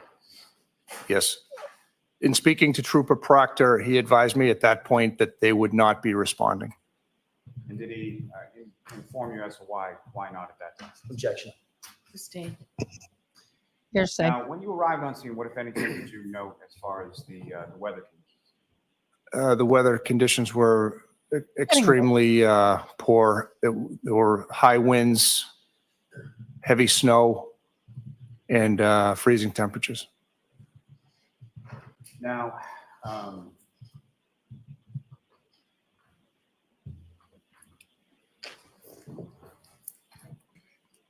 you mentioned when you first arrived on scene, Sorry, Mr. putting some O'Keefe was in the support back of that ambulance. behind my back. That's correct. Oh, And when was it that the ambulance left in relation to when you arrived? Very, very shortly after I arrived, I would say within 5 minutes. Now, as far as injuries to Mr. O'Keefe, who, if anyone, relayed any information in regard to that? Sergeant Good advised me that Objection. Sustained.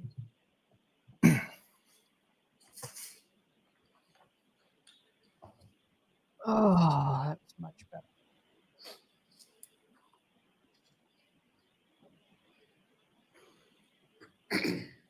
Uh-oh. Ruh-roh.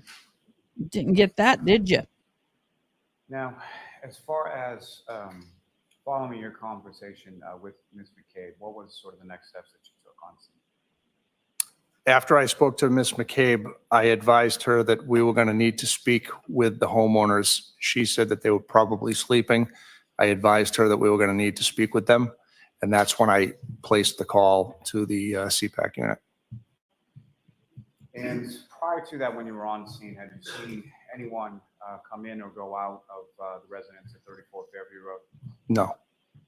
And How in the hell could you sleep through that? as far as sort of the other houses on the street, what, if any, activity did you observe with reference to any residents of those homes coming in or going out of their homes? I did not observe anybody come in or out of their home. They wouldn't. It was a blizzard, but they were Following looking your out the window. Initial call to CPAC and conversation with Trooper Proctor, what is it that you did next? Once that call was complete, Sergeant Good and I observed that there was now a light on in the house of 34 Fairview. And we made the decision to then go in and speak with the homeowners. And how was it that you sort of proceeded up to the home?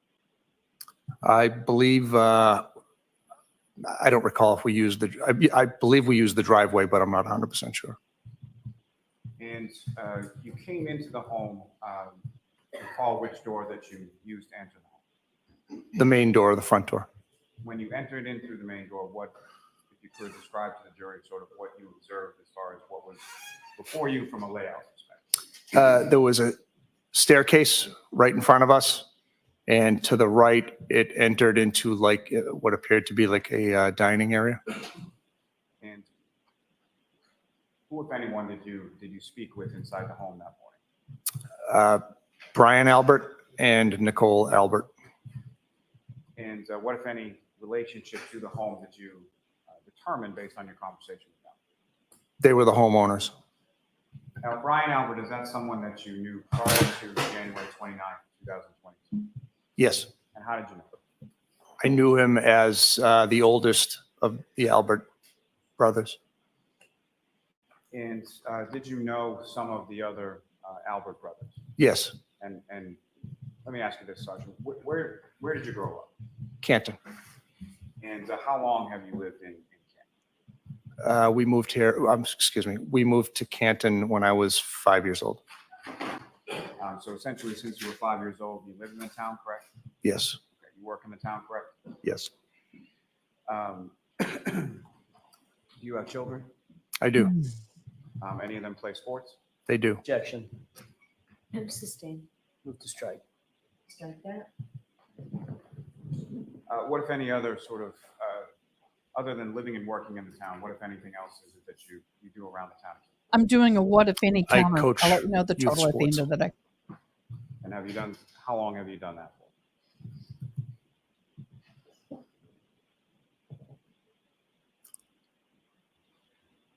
I would say at least 9 or 10 years.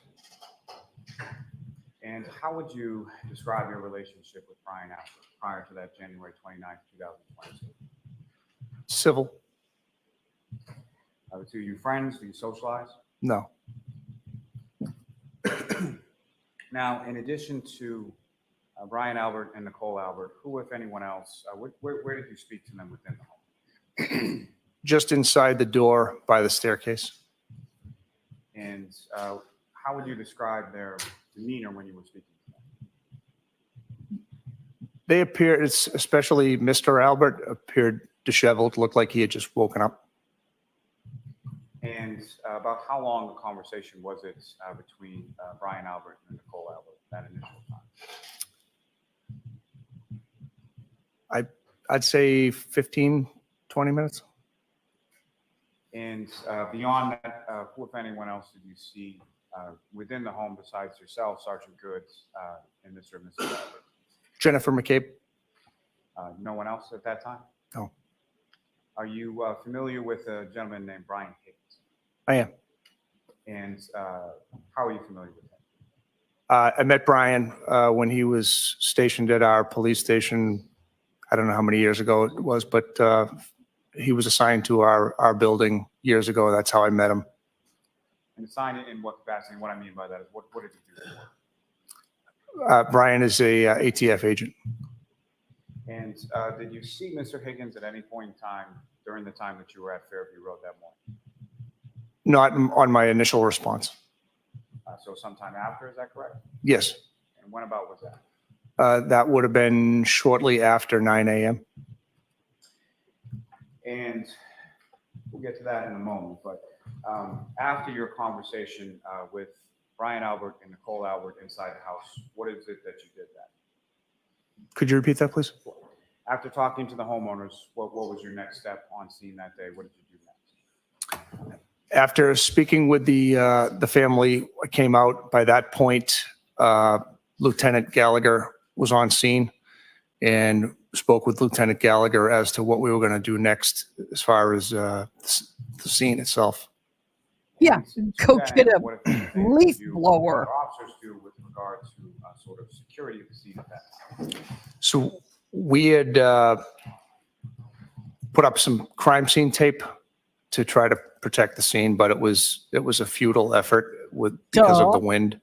But there were Beyond wind. marked patrol cars in front of the yard at all times, so the scene was fairly secure at all times. And then with relation to the scene or the area that you were directed, or your attention was directed to as to where Mr. O'Keefe had been found, what, if anything, did you do with reference to that area? I stood by and observed while Lieutenant Gallagher used a leaf blower to try to clear the top layers of snow off of the scene. And at some point in time, well, that particular process, was that memorialized in any way? Yes, Okay, and how was it done? in my report. I'm sorry, beyond that, was there any sort of photos or video that were taken of that leaf blower process? Yes, Sergeant Good was able to take video while Lieutenant Gallagher used the leaf blower. You've seen that video, is that correct? Yes. And what's contained in that video, is that a fair and accurate portrayal of sort of what happened on scene that morning? Why Yes. on God's green earth would you use a In leaf addition, blower? Sorry. Well, let me ask you this, as far as the. Scoop the damn leaf crap blower, and sift it. What was sort of the purpose of that, or what was the thinking behind that? Sorry. The purpose behind the leaf blower was to just take the top layers of snow off to reveal what was underneath and try to preserve any potential evidence. But you didn't do And, that. You blew it all the way upon to the that, what, if grass. anything, did you then observe in that area of the front lawn? Ultimately, we were able to see what appeared to be blood drops in the snow, as well as a drinking glass, cocktail glass. Now, in addition to the video that was taken with regard to the leaf blowing process, or the use of the leaf blower, were the photos that were taken of the scene as well? Yes. And Ms. Gilman, if I could have exhibit number 27.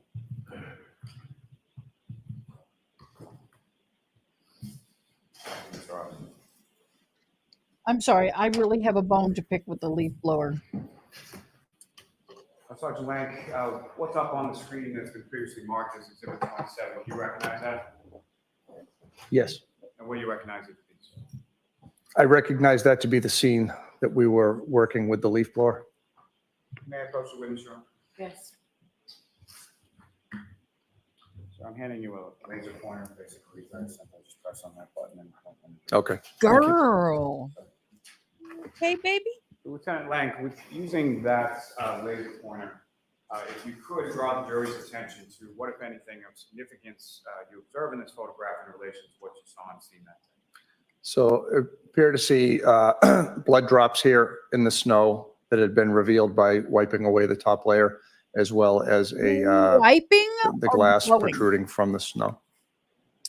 Wiping or blowing? I would say blowing. Ms. Gilman, you can. Definitely not wiping.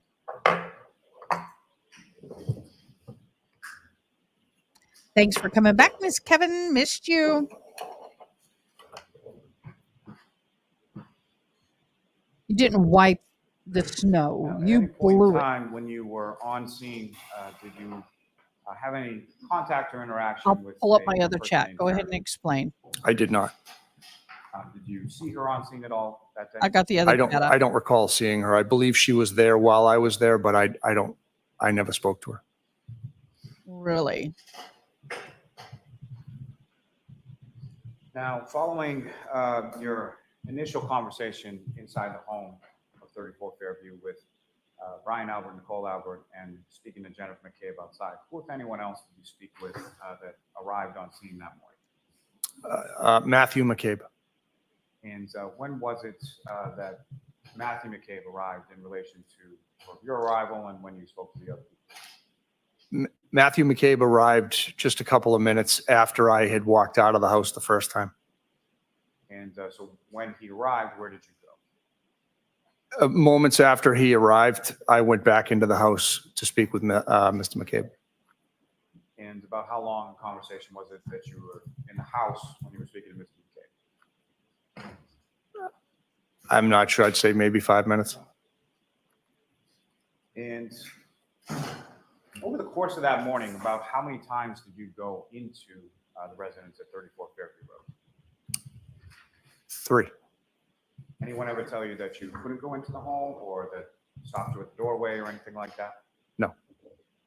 And with reference to inside of the home, what, if any, observations did you make of sort of how the home was situated, anything disheveled or anything like that? Everything appeared in order.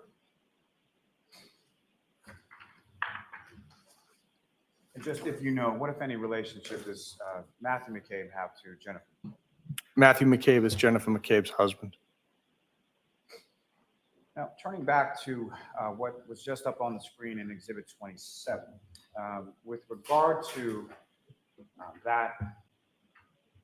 those items that you observed in the yards in the front lawn that day, what, if anything, did you or the other officers do with respect to those items? The drinking glass was secured into an evidence bag, and the blood drops were secured into 6 solo cups. And, And you're proud of that why were they crap? secured into 6 solo cups? We did the best that we could with the situation, with the weather and deteriorating situation. Lieutenant Gallagher was able to attain the solo cups from Lieutenant Kelleher's house, which was diagonally across the street. Now, with respect to the CPAC unit or the phone call that you made to the state police, beyond sort of the jurisdiction of them having over unattended deaths and things of that nature, what, if any, other assets that the state police have at their disposal with regard to crime scene that your department has done? They have crime scene units that process crime scenes. Now, with respect to those items, once they were secured, just in reference to They the weren't solo cups, secured. beyond sort of just putting Sorry, I them into can't yell solo at you cups, what, guys. if anything, They were else, not did you secured. or the other officers do to secure those items specifically? They were secured into a brown evidence bag. Those cups were not put in a brown Following evidence bag. them, They were put in a being grocery secured, store where brown did they paper go bag. from there? They were then, excuse me, they were then placed into my truck at that point, my police truck that I was using that day, and ultimately transported back to the police station And transported back to the police station by you. by me. And once you were back at the police station with those items, what, if anything, did you do with them at that time? They were secured into temporary evidence in the refrigerated unit for the solo cups, and the glass was secured into temporary evidence. And so when you say temporary evidence, why were they secured into temporary evidence? They were secured into temporary evidence so that they could ultimately be turned over to the state police. And as far as when you secure something into temporary evidence, just in general terms first, what is it that you do with that item to secure it or label it or anything else? So it's assigned a property number, and we would print out a property label, and then that's assigned. It's assigned to the OF number, which is the report So OF stands for a report of offense, is that correct? offense. Yes, And so each report that you generate has a specific number with an OF following it, that's correct. and then that number is Y'all. associated with the evidence that you secure, correct? Yes. If you saw the picture of the Now- cups in the bag, there's no evidence With tape, there's reference no to signatures, there's no date, time, That and evidence, whether location it's, gathered. Chain of temporary command evidence is or otherwise, not what, if there. any, restrictions are there with regard to access to those items within your department? So temporary evidence is accessible to all officers. And two officers from your department, correct? From our department, yes. And following that, are you aware, or what, if anything, are you aware of what happened with those items after you secured them into temporary evidence? I believe they were ultimately turned over to the state police.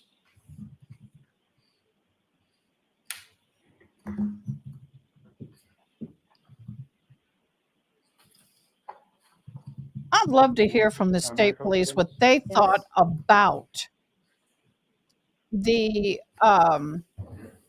condition and the way that was done. What in I'm handing you the up Sam? a box. Oh, I hate this crap. And what do you recognize Okay. that to be? Can I get rid of it? Facebook, that's how. Appears to be a box to secure evidence with a call number on it. And is that a box that you've seen earlier today? Yes. And with reference to what's contained within the box, have you seen that this morning as well? Yes. Your Honor, with the court's permission, I would ask that the witness be allowed to take what's in the box out of the box.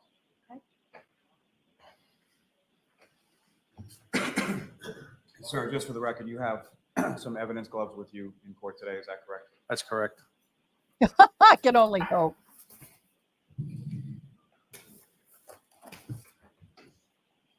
Yeah, well, Ms. Kevin, we'll talk later. We'll definitely lawyer up today. Just saying. Sorry, sir, before you just go into that, just with reference to the bag that you have before you, what if any markings are on that relate to sort of your case, your case number with Ken, please? So it is there's a case number assigned to us, 22-870F, and there is a property number, 22-18PR, and it's listed as broken drinking glass.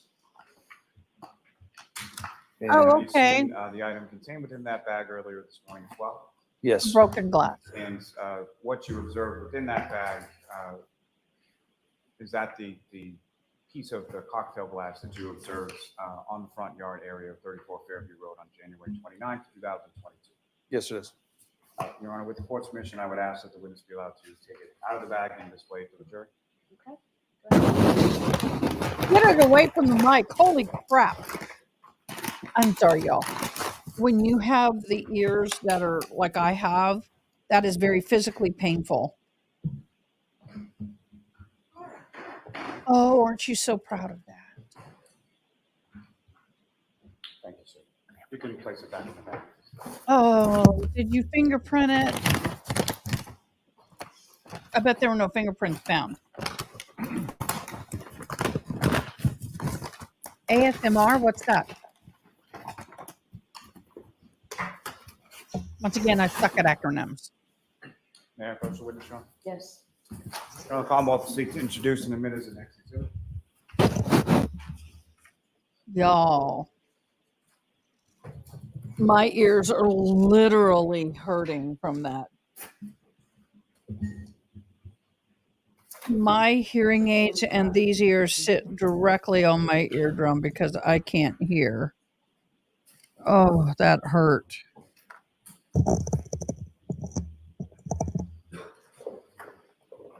Now, Lieutenant Lank, once you were back at the police station, what, if any, call did you receive from anyone in regard to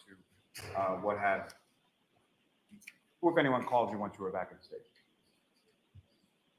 Jennifer McCabe called at 9 a.m. And where did you go following that phone call with Jennifer McCabe? Lieutenant Gallagher and I went back to 34 Fairview Road. So this is now the third time that you've gone back and gone inside the residence at 34 Fairview Road, is that correct? That's correct. And who, if anyone, did you speak with along with yourself and Lieutenant Gallagher once you returned there that morning? Jennifer McCabe. Okay, about how long a period of conversation was that second conversation that you had with Ms. McCabe? Between 5 and 10 minutes. And then following that, where did you go from there? Returned to the police station. Now, if I could turn your attention to February 4th of 2022. Were you working on that day? I was. And in the same capacity that you had described earlier? Yes. And Morning sparkles. at some point, well, approximately 8:50 a.m. or so, who, if anyone, called you on that day? Lieutenant Gallagher. And what, if anything, or where did he direct you to go during the course of that conversation? Did he say 8? Lieutenant, excuse me, Lieutenant Gallagher directed me to go back to 34 Fairview Road and meet with Chief Berkowitz as he had possibly discovered more evidence. And in the time between January 29th and February 4th, had you gone back to 34 Fairview Road at any point? No. Now, between that time of January 29th, 2022 and February 4th of 2022, what, if anything, occurred in regard to the weather in between those dates? So the weather had, the temperatures had increased and there was some rain. And increased, if you know, approximately how much? I believe it made it up to the mid 40s. So well above freezing, is that correct? Correct. And with regard to the snowfall that had come from the 28th. I and the smell a 29th, bunch of horse anything, manure just coming. in general, had you, well, not in general, specifically to 34 Fairview Road, what, if anything, did you observe between the snow that you observed there on the 29th and the snow that you observed there on February 4th? A lot of the snow had melted and a lot of the ground had been revealed. And when you arrived at 34 Fairview Road on February 4th, what, if anything, did you observe and where did you observe? Chief Berkowitz brought my attention to a piece of red glass that was about 6 to 8 feet off the into the yard. Now, before we get to that, as far as when you responded, who, if anyone else from your department, responded along with you? Detective Tim Taylor. And the pieces of plastic that you observed, where were they in relation to where you had observed or where you had been directed to that Mr. O'Keefe had been found? I'll take care of it. The glass was in the vicinity of where Mr. O'Keefe had been discovered. Now, with respect to that pieces of plastic that you observed, what, if anything, did you do to memorialize where they were? I photographed the piece of plastic as it sat. And did you or anyone in your presence touch, manipulate, or move those pieces of plastic in any way? No. And at some point after you arrived, Is it glass or is it plastic? who, if anyone, That's did you important. contact in regard to securing those items? I contacted the CPAC unit and ultimately Trooper Buchanan arrived back at the scene. And if you know about how much time elapsed between the time that you contacted CPAC and the time that mechanic arrived? I honestly don't recall. And when Trooper Buchanan arrived on scene, what, if anything, did you observe him to do with those pieces of plastic that you directed his attention to? Trooper Buchanan secured the item into a evidence bag.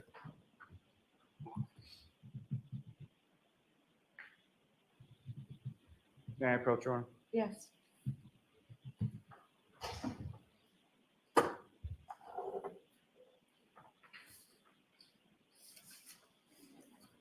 So I'm showing you two photographs. Ask you just briefly to look them over. No, actually, they've moved on from the drinking glass. This is all about the taillight. Depending on the make and model of the vehicle, it's either glass or plastic. FYI. Do you recognize those, sir? I do. What do you recognize in those photographs?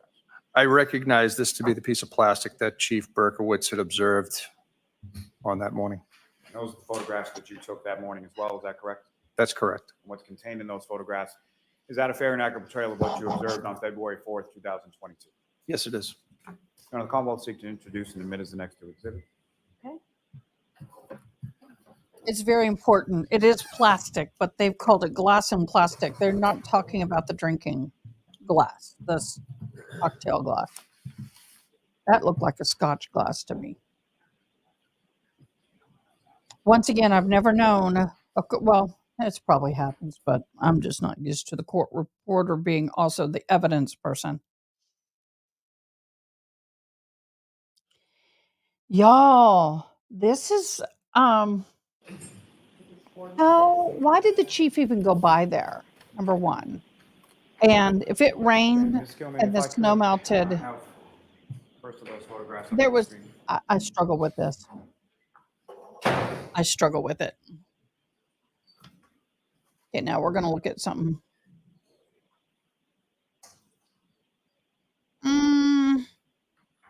Not necessarily. Lieutenant Lank, do you recognize what's depicted up on the screen currently? Oh, wait a minute. Wait, whoa. Sort of a further out image of that piece of plastic you were talking about, is that correct? Yes. Y'all, that's Using the BS. data That's points sitting on where you top of the draw snow. your attention to where in the photograph you observed that.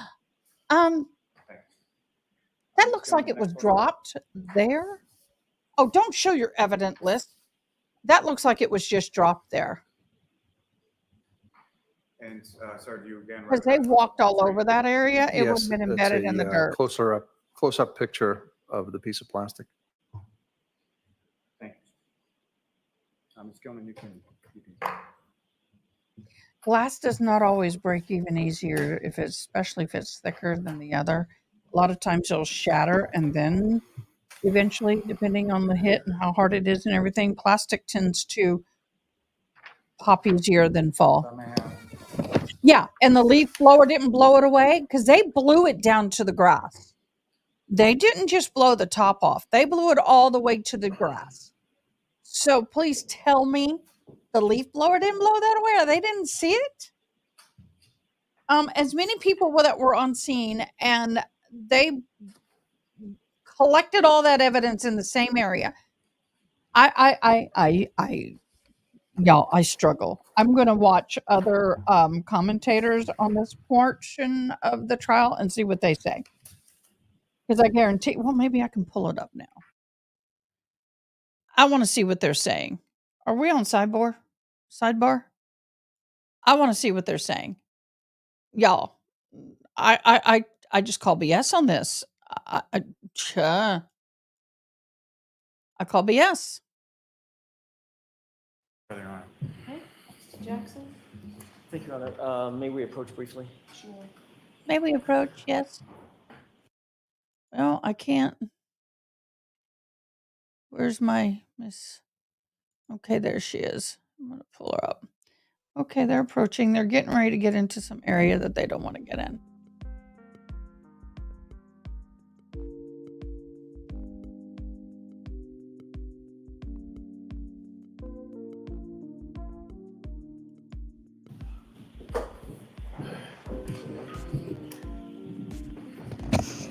All right, jurors, so you're about to hear evidence of an event that happened in 2002. This evidence can be considered by you insofar as it demonstrates or relates to the credibility of this witness and the thoroughness of the investigation into this case for which the defendant is currently on trial before you folks. You may use this evidence to the extent that you find it credible in deciding whether there was any bias or favoritism on the part of the police in their investigation in this case. Yeah, I'm going to have to pull Mr. her up Jackson, later. yes. Lieutenant Lank, I want to start by asking you about your relationship with certain members of the Albert family. Do you know any other members of the Albert family other than Brian Albert? Yes. Can you describe who those are? Kevin Albert, who is a detective on our department, Chris Albert, and I know Tim Albert. Are those three individuals brothers? Yes. Who is the eldest brother? Brian. How long have you known, I want to start first with Tim Albert. How long have you known Tim Albert? I knew Tim Albert when he was a kid because he was friends with a younger brother of a friend of mine. Starting at what age? 12.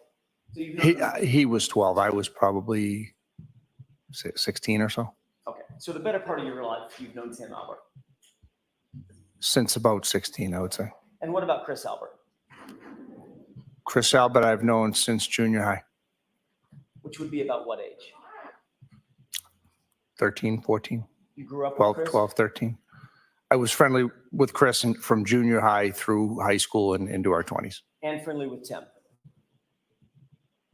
I wouldn't say I was friendly to say hello to Tim. I didn't associate with him. He was younger. He was Chris's younger brother. But you also knew Chris's older brother, Brian?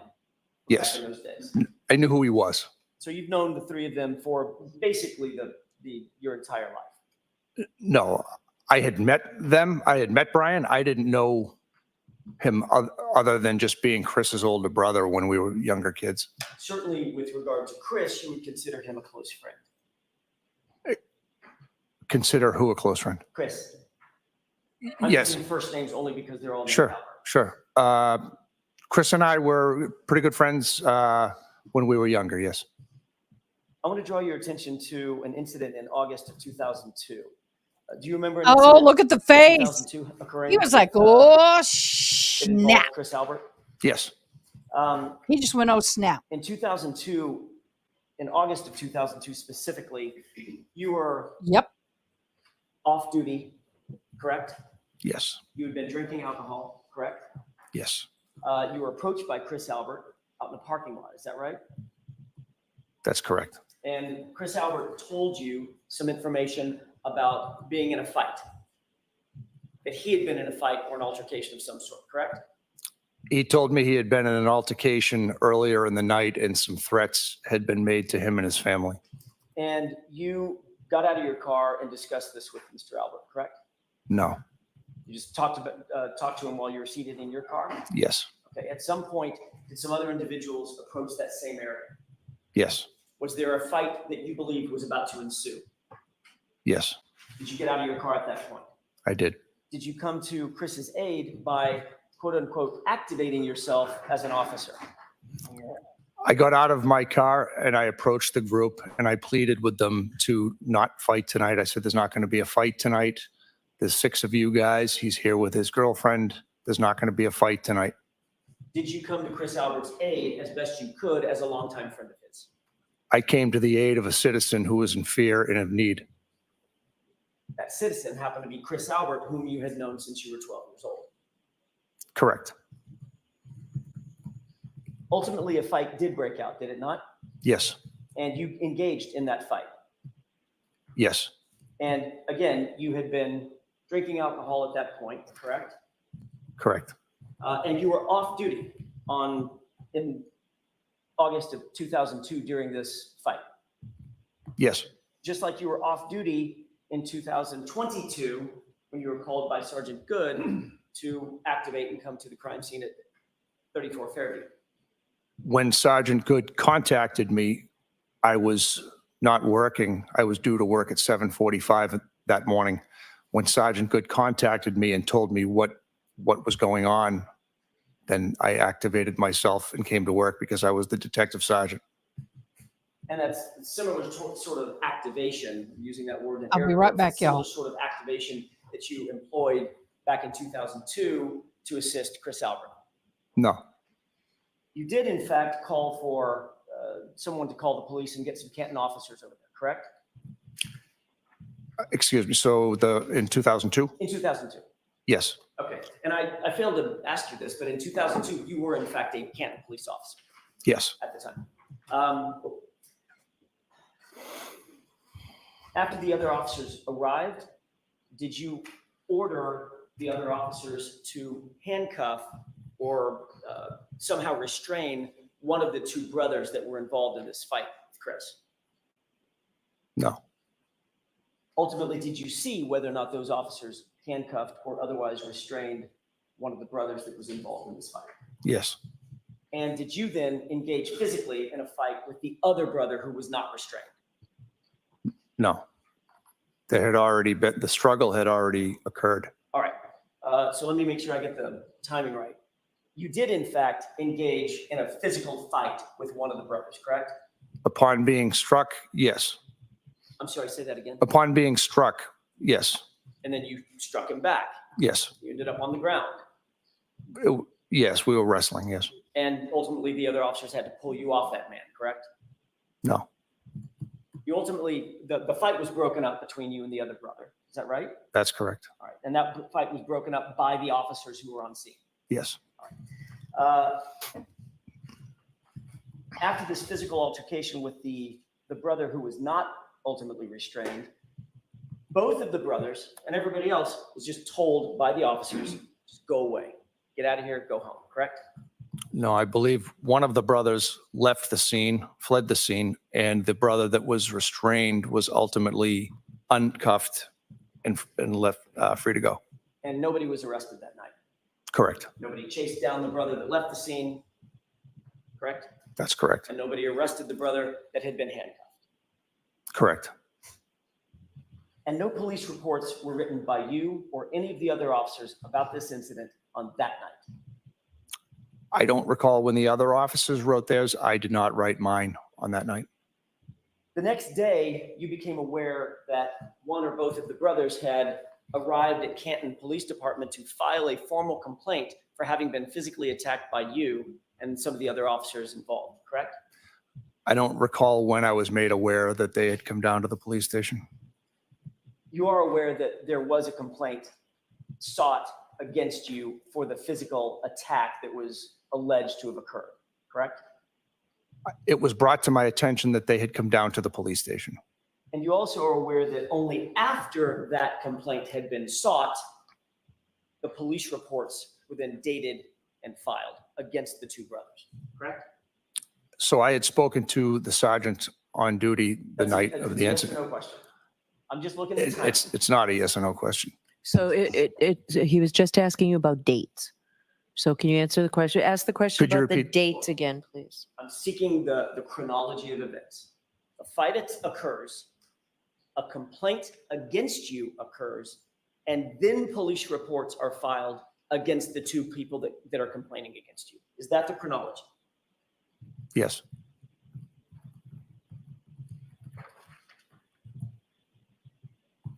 And you're also aware that although he had been in a physical fight that night, no charges were ever brought against Chris Albert, correct? Objection, Your Honor. Do you know that? I don't know. I don't even know where the fight occurred.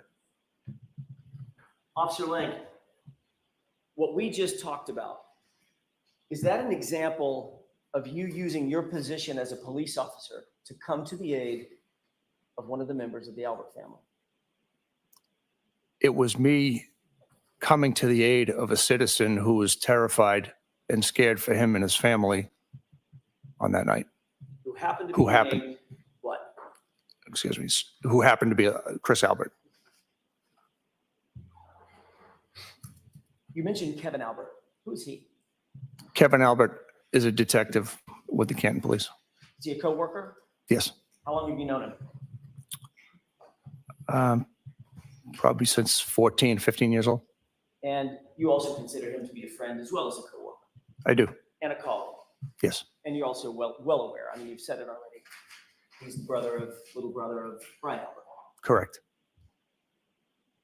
And you're also aware that the reason that your department was ultimately recused from this investigation, Lieutenant Lank, is because of a perceived bias or conflict of interest between the Albert family and the Canton Police Department, correct?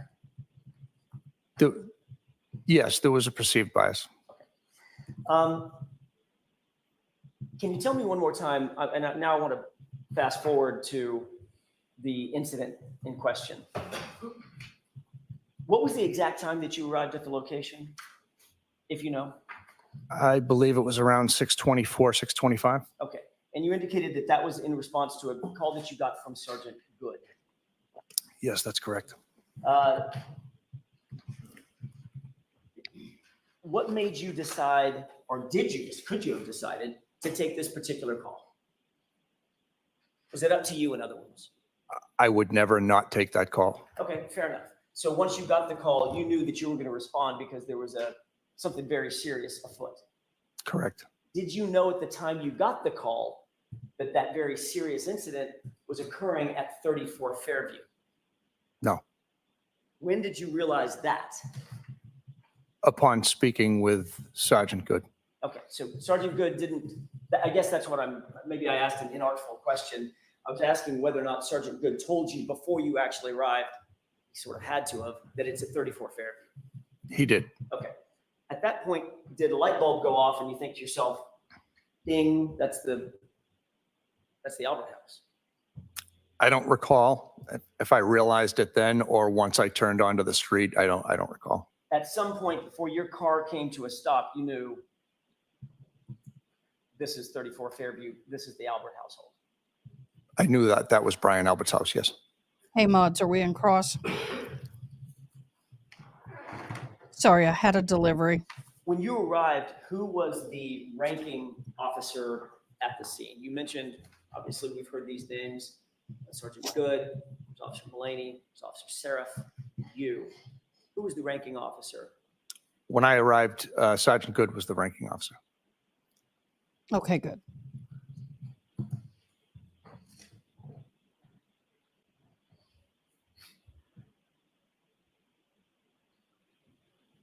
Have you reviewed either, well, let me ask a different question. Did you have a dash cam in the vehicle that you arrived in? I did not. And that's because it was that a detective vehicle? Yes. Sometimes used undercover, et cetera? Yes. So it's not a fully marked cruiser. No, not at all. The other cruisers you're aware did have dash cams, correct? Yes. Have you reviewed any or all of those dash cams from Officer Mullaney, Officer Seraph, Sergeant Good? Yes. And you reviewed those in preparation for your testimony? Yes. I'd like to show you what's been previously marked as Exhibit 16. And I'm going to ask Mr. Bates if you could fast forward that to about the runtime of about, 28:35 or so. I'll have to go back and rewatch this. Yes. And I'm sorry, y'all. Like I said, my son's not Before we feeling play well, this, and I had it to appears to be a take still the, image of, So let's not describe it. sure. What do you see on the screen? I see two still images. Do you recognize either or both of those images? Yes. How do you recognize them? It looks like the scene from that morning from, I believe it's going to be the top one anyway is 683 Officer Seraph's cruiser. And the bottom one? I'm not sure. Okay. Looks like possibly Sergeant Goods based on where it's placed. Okay. If we could fast forward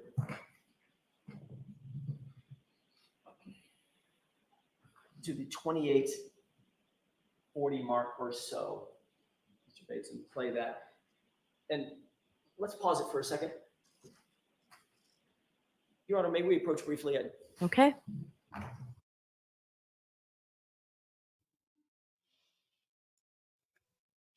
Okay, we have a sidebar. Sorry, you guys. I had to step back. Like I said, my son is not feeling well, so I'm kind of helping him with his business. We had a shipment come in I had to take care of. So, mods, catch me up. Anything really spicy happen? Otherwise, I'll go back and rewatch it. Oh, that was quick.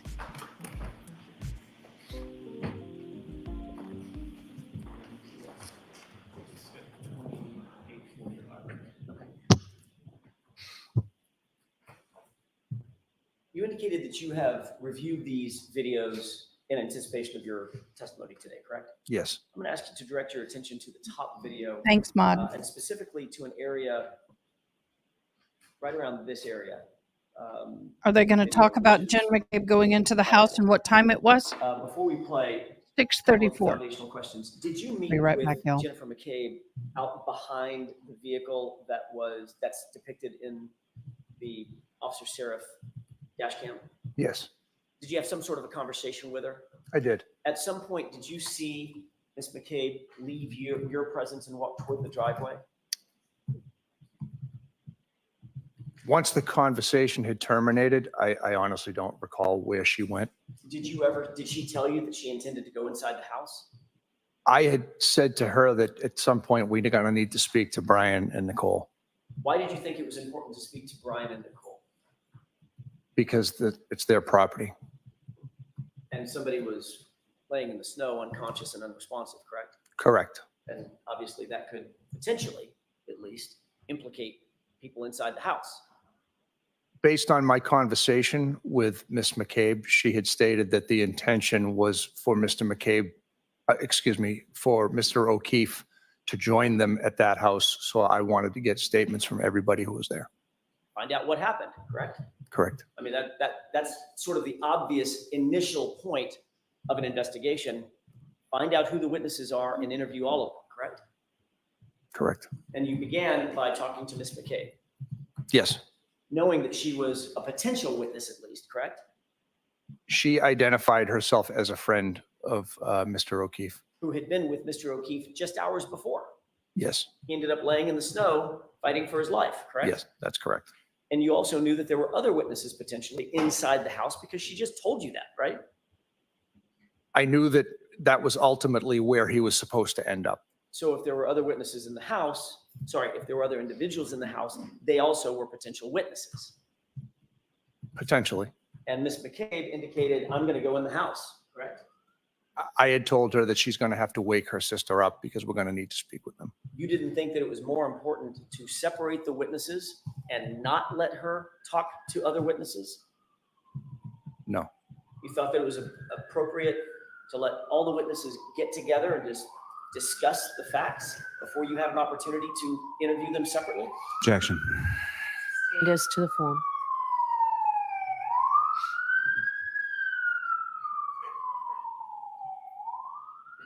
I'm just letting the siren go on. That's fine.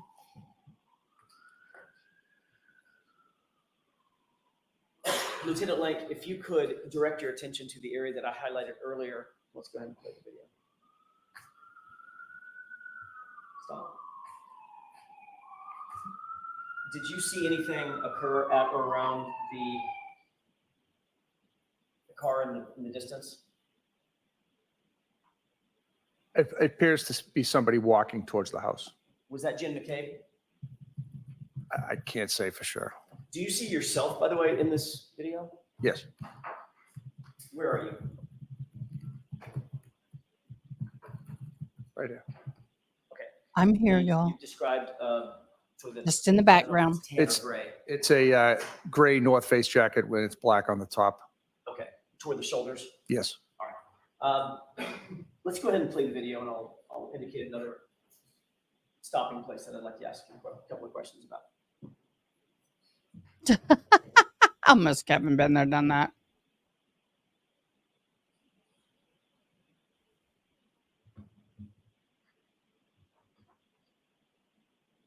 Oh, didn't mean to do that, y'all. Let me get this back off. I want you to see the video. Oh, go. No, sorry. I'm going to have to blow this up for me.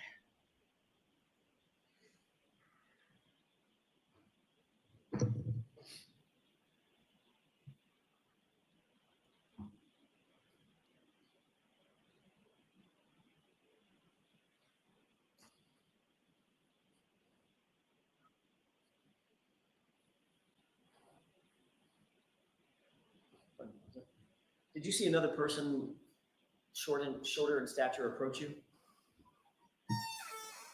I believe right there. Yes. Yes, sir. Yes. Who is that? I believe it's Kerry Roberts. Okay. Let's go ahead and play it.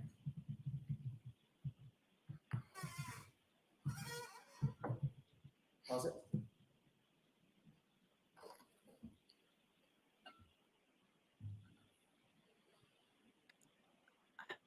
$6:35 in the morning.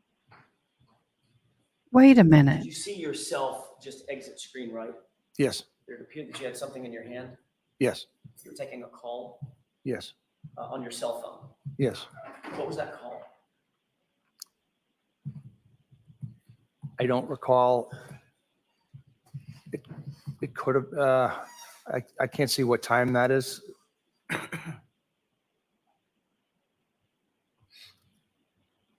I don't believe that I made the call to the CPAC unit until around 6:38, so I'm not sure who that call was from. If you'll direct your attention, I think now down toward the camera below, Yes. you may see yourself enter the frame. Can we go ahead and play it? When did he call? And when did the house lights turn on?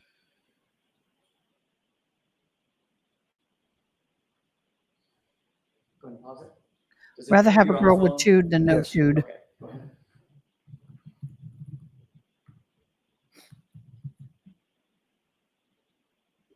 Y'all, I'm sorry I had to step away. What have I missed? Pause it. Did it appear that you walked off screen left? Yes. Still on the phone? Yes. Go ahead. Well, if you know you're on the phone, who are you on the phone with?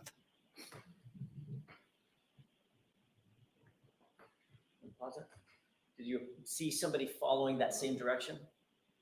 It looked like Officer Saraf. Go ahead. Actually, I'm wrong because that's Officer Saraf right there, so I'm incorrect. You think it might have been Sergeant Good? Could we play it back? With the court's permission. Sure, go ahead.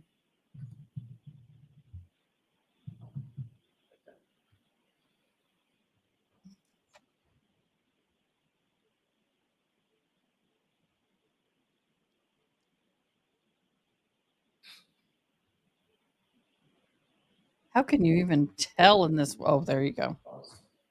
You recognize that person? Yes, I'm mistaken. That's Sergeant Good. Okay, go ahead.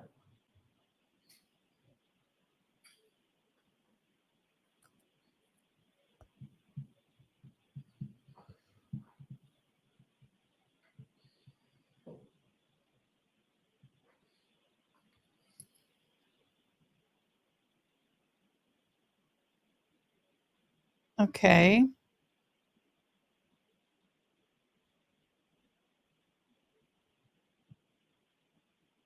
How's it?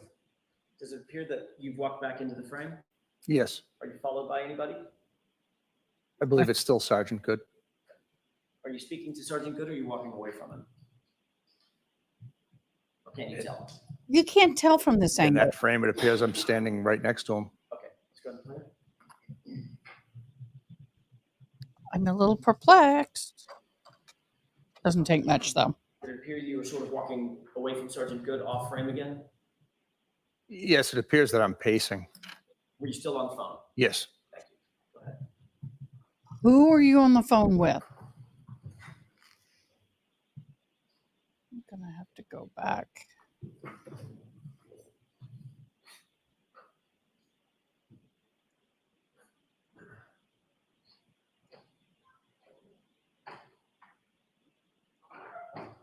Pause it.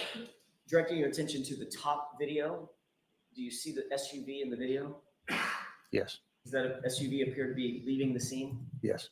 Do you know who was in that video? In that SUV? No. I believe it's going to be Kerry Roberts and Karen Reed. Okay, go ahead.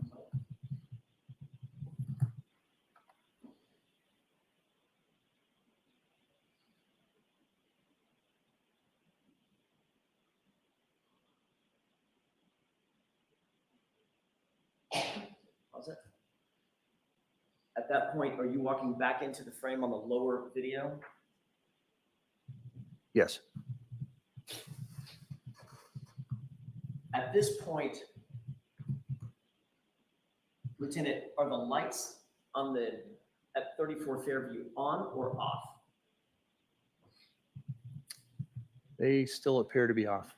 And at some point while you were at the scene, did the lights come on? I think you testified to that earlier. Yes.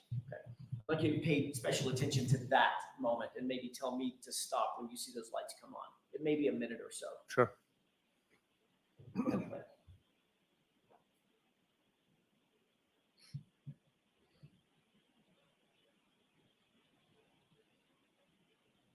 At this point, does it appear that you're still on the phone? Yes.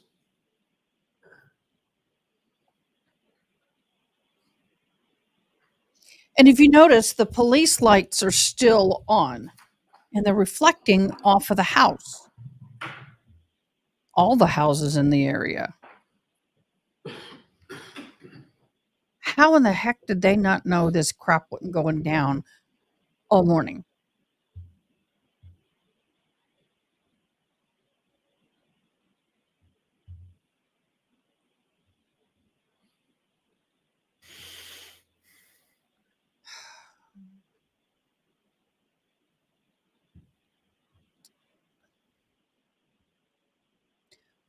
I don't care if the people are asleep. I'd be up there knocking on that door the moment that there was multiple officers on scene and waking their butts up even if they're working on O'Keefe.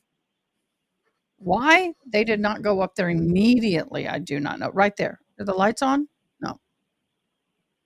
How long are we going to play for? Here, I got a 9.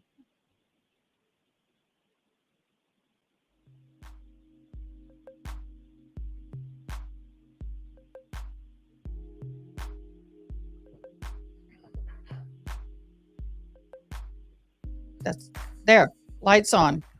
How's it? At this point, is there anything that changed? 39, Yes. 12. It appears that there's now a light on inside the home.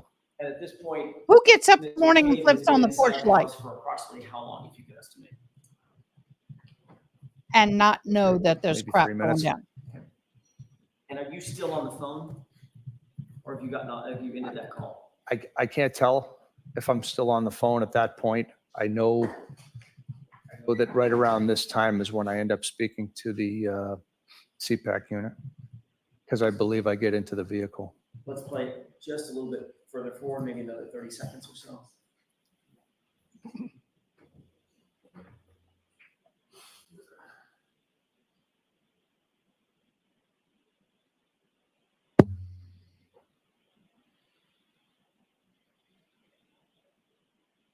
What time did you actually call?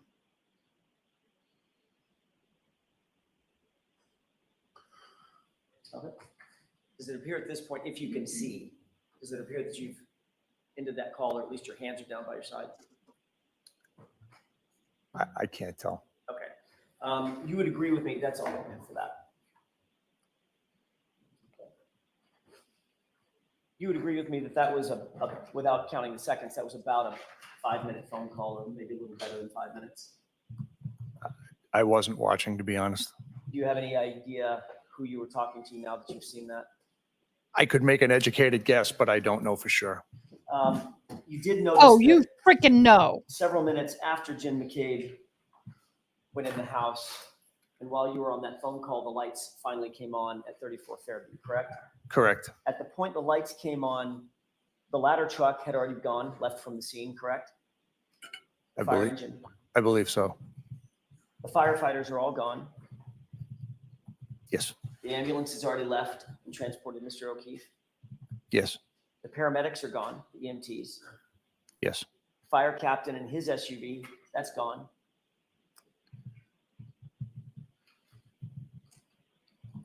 Is that right? I'm sorry, was there a question? The fire captain and his SUV, that's gone. I'm not sure. In other words, all the fire and EMTs. I don't see them on camera. Doesn't appear that any fire or EMTs are still on scene, correct? Doesn't appear so. Carrie Roberts is gone. Yes. Karen Reed is gone. Yes. So when the only parties left at the scene are members of the Albert family, Jen McCabe, and the Canton Police Department representatives, that's when the lights inside 34 Fairview finally came on. Okay. Is that yes? Yes. And then minutes after that call, you did then speak to CPAC. I'm sorry, to dispatch. Are we in cross? CPAC dispatch. Okay, Right, we're I in was getting to cross. that. It was a dispatch, and the dispatch was to CPAC, not to Canton PD. Correct. And at some point, did CPAC dispatch indicate that they were on their way, they had declined the call? What was that call all about? So there are two separate calls. Your Honor. Sustained. Who did you talk to at CPAC? I don't recall who handled the first call at dispatch. Okay, do you remember having a conversation with Kelly Dever? No. Okay.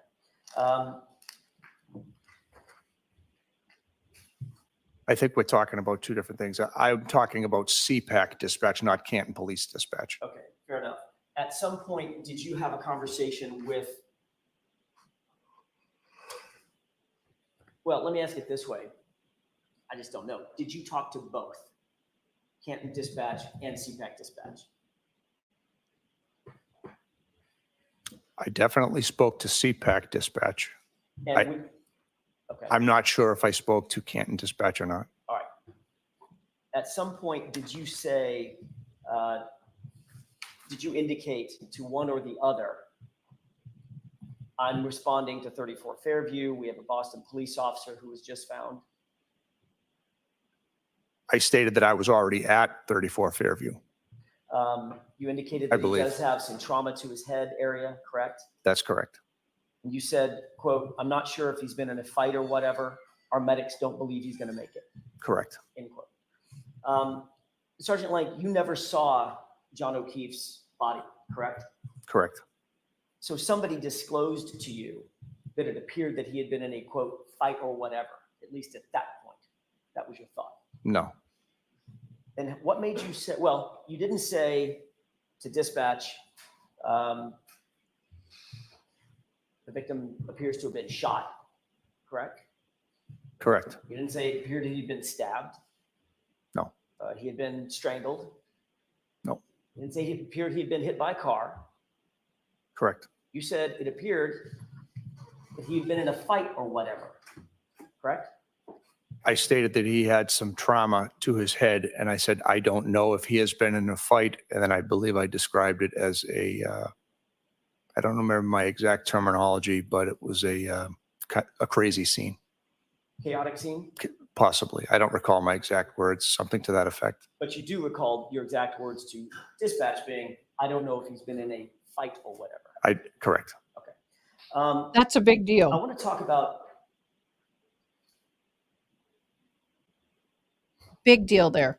inside the house for just a few minutes, if I could. You've talked extensively about the crime scene outside, and we'll get to that in a second, but I want to talk about what did or did not happen inside the house. Did you actually make it inside the house at some point?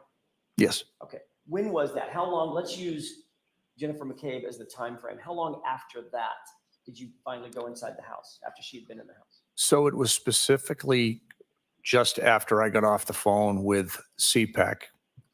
So just a few minutes after we ended that video. Yes. And you walked you said either along the driveway or through the yard. I believe it was up the driveway. Okay. Once you went in the house, you made contact with the individuals in the house, correct? Yes. And you believed, at least at that point, that there was a potential that there was let me rephrase that. You knew that you were dealing with a violent incident, correct? No. You thought maybe it was just a heart attack? I didn't know what it was at that point in time. I didn't know what it was. You Could knew. have been a multitude of things. But what was going through your mind at that point was it could have been a fight or whatever, because he had trauma to his head. Those were your words. Those were my words. Yes. Okay. So you didn't think it was like some old man who died of old age, right? Based on his age, no, I wouldn't have suspected that. You didn't think it was an accidental drowning or something. Again, it could have been a multitude of things to cause those injuries. So at that point in time, we had no idea what we were looking at. But you were aware that it had something to do with You're the violence. dancing around your He had words. trauma to his face and he's unconscious, correct? Objection, Your Honor. Sustained. You were dancing around your words. Did you believe that there were any indicators that Mr. O'Keefe had been involved in some sort of a physical altercation? Possibly. Okay. And that's because you used the phrase, he had trauma to his face and head, right? That's what I had been told. Yes. So based on what you had been told, you knew that there was a person laying out unconscious just outside a residence that may have been involved in a physical altercation. That's fair. It's a possibility. Yes. But again, there were a multitude of things that were going through my head. as Dancing around possibilities. your That's words. one of the premier possibilities, right? I wouldn't say it's premier. It was Objection is one of the coming. possibilities. And it's logical to believe that if a fight had occurred, very well may have started inside the residence 30 feet away. Objection, Your Honor. Sustained. Did you believe in your mind that it was possible, given the fact that a violent confrontation was possible in your mind, that it could have started inside the house? Objection. Sustained. May we approach? Yes. Here we go. He is trying so hard to get him to admit it, but he's not going to.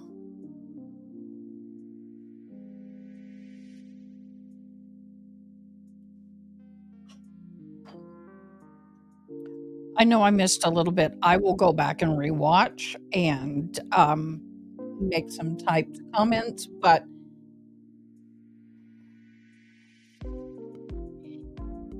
I did not know there was documented comment by ML that there could have been, Michael Lank, that there could have been an altercation. Ma'am? Sure. Lieutenant Lank, given what you believed at the time and the possibility that there was a fight or whatever, did you logically think in your mind, your state of mind was it possibly could have started in the house? if it had been of confrontation, it could have started anywhere. Right? The house is part of anywhere, right? Correct. So in other words, the house is not excluded in your mind at that point as a starting point for the investigation. Is that right? Well, the starting point would have been where Mr. O'Keefe had been discovered. And then based on speaking with the witnesses, there was no indication that he had ever made it into the house. There was no Well, you witnesses. didn't know that until you followed up on your investigation, correct? I learned that by speaking to Ms. Could have McCabe. been old. So you just took Ms. McCabe's word for it. At Could that have been point in old. time, that was the only person I had spoken to. And she gave me a timeline of events from that night where Mr. O'Keefe was supposed to come back to the house, but never made it. Have you ever been, in your course of investigating cases, have you ever been lied to by a witness? Objection, Your Honor. Can you answer that? Have you ever been lied to by a witness? Yes. So it's not necessarily the best investigative technique to just take a witness's word for something, correct? Objection. That's sustained. You need to actually investigate the circumstances for yourself and to your own satisfaction. Is that a fair statement? Sure. One of those investigative techniques would be to walk into the house and figure out who's who there, correct?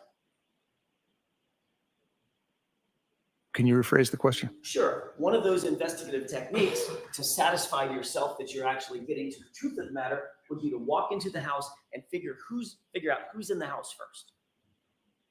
I will agree that I needed to speak to the people in the home. I can't just walk in their house. I have to announce myself and they don't have to let me in.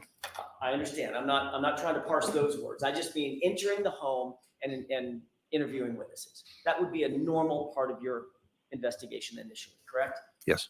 And you also knew that the most obvious place to look for witnesses that may have information about a fallen man in the snow would be 30 feet away in the home, correct?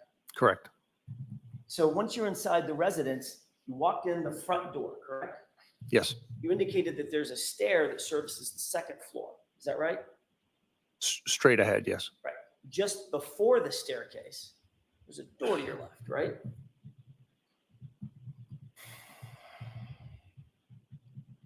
I don't recall. You remember whether or not there's a door that when you open it, goes I know directly I'm muted. I'm downstairs? trying not to scream. I'm talking to myself. I almost unmuted, but I was saying I don't something. recall. Basically, I'm calling it horse. You indicated on direct He examination. knows the door that was to the left. You didn't notice anything. I'm paraphrasing. Also, so I'm forgive voice me. You texting didn't to notice my anything son. out I'm of sorry. place in the home. No. But you didn't go downstairs to the basement and look, did you? No. Didn't look for broken furniture down there. I didn't enter the basement at all. You didn't look for torn clothing down there. Objection, Your Honor. Sustained. How about anywhere in the house? Did you look for broken furniture or torn clothing or blood evidence or DNA evidence? At that point in time, I never made it past the front foyer area. So the answer to my question is no, No. you did not. I never made it past the front foyer area. So if I were to ask you one more time, I know you never made it past the foyer. Did you ever investigate the foyer area or any other part of the house for evidence of a fight? The only Nope. area I was able to observe at that point, everything appeared to be in order. But you didn't Answer search the rest of house question. for a fight, Lieutenant. That's all I'm asking. No, I wouldn't have had probable cause to do so. Yes, you did. And did you seek guidance from a court as to whether or not you might have probable cause? Do you mean a search warrant? That's what I mean. I wouldn't fill out an affidavit for a search warrant because it wouldn't have probable cause. In your mind, there was no PC to search that house, right? Objection. Let's move on from this. Oh,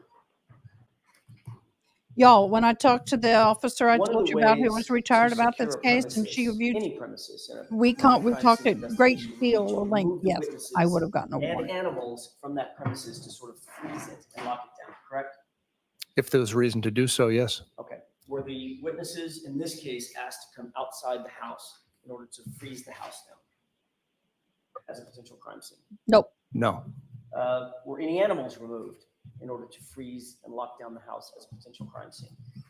I didn't observe any animals.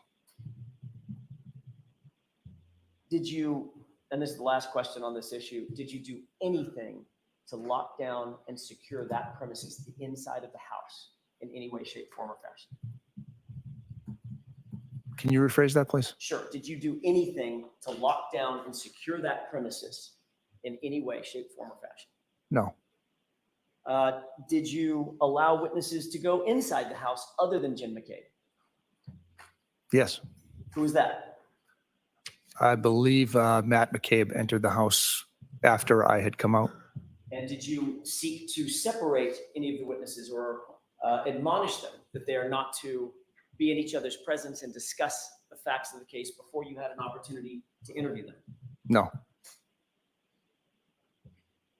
And as you sit here, you have no idea, when you were not in their presence, you have no idea what the occupants of that house were discussing Correct. or what they were doing. I have no idea what they were doing.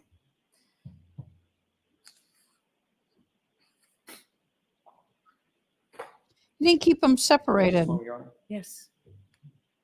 which is highly, highly unusual. Given the fact that you were the first law enforcement officer inside the house, did you seek to photograph anything inside the house? When you say I was the first law enforcement officer, I was with Sergeant Good. Both of us walked in at the same time. But That's fair. I don't mean to be he's talking about you vague, and but you were sort of leading the discussion, correct? With the interviews, Yes. at least according to Sergeant Good. You were lead. You were taking lead charge. investigator. Sure. As the first law enforcement officer to take charge inside the house, did you seek to photograph that? No. Premises or that location? No, I did not. Did you make any drawings or diagrams of the layout of the house? No, I did not. Did you note where the furniture was or was not? I don't know what you mean. Did you note in a diagram where furniture was? There's a dining room table here. You It's did got no 6 chairs. There's a documentation. kitchen table over there. No, I did not. Did you note any document where the individuals were, the human beings were in relation to each other when you walked in the house? Are you asking me where I were, or did I make a I'm asking you diagram? whether or not you documented that. No.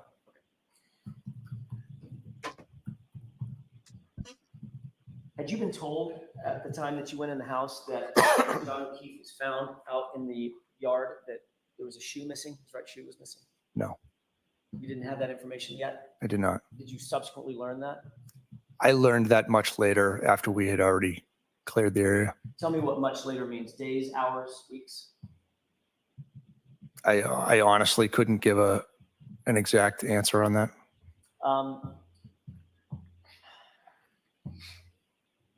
I think I know the answer to this, but you didn't do any search for any missing clothing from the victim inside the house. I did not.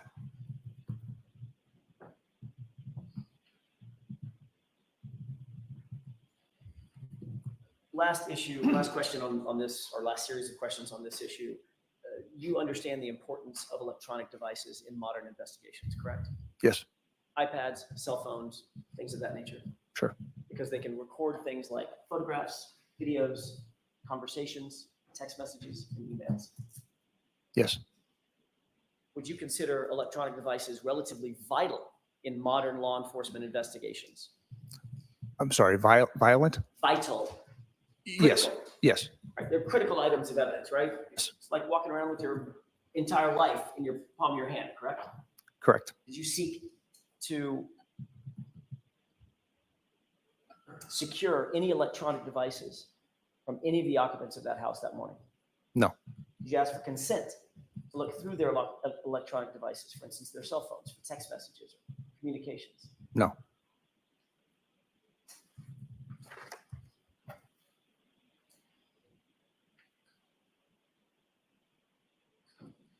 Did you believe, well, turning back to a question that you were asked by Mr. Lally, you did in fact interview Brian Albert at the scene, correct?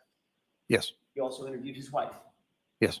Did you believe at any point before you interviewed Mr. Albert that it was incumbent upon you to let your supervisors know that there may be a conflict of interest because of a personal relationship that you had with the family? Objection. Sustained. Did you ever, in fact, not whether you believed it was important, but did you ever, in fact, notify any of your superiors at Canton PD or any other law enforcement agency that you had a personal relationship with the Albert family or members of the Albert family? I did not.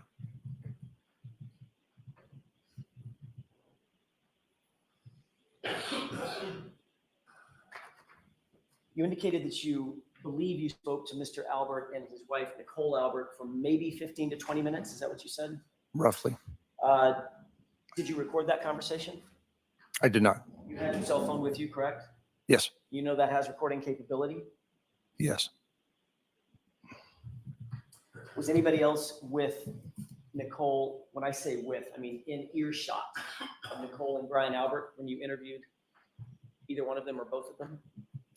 Jennifer McCabe. So you interviewed them together. Yes. Did you then interview Jennifer McCabe? I had spoken to Jennifer McCabe outside.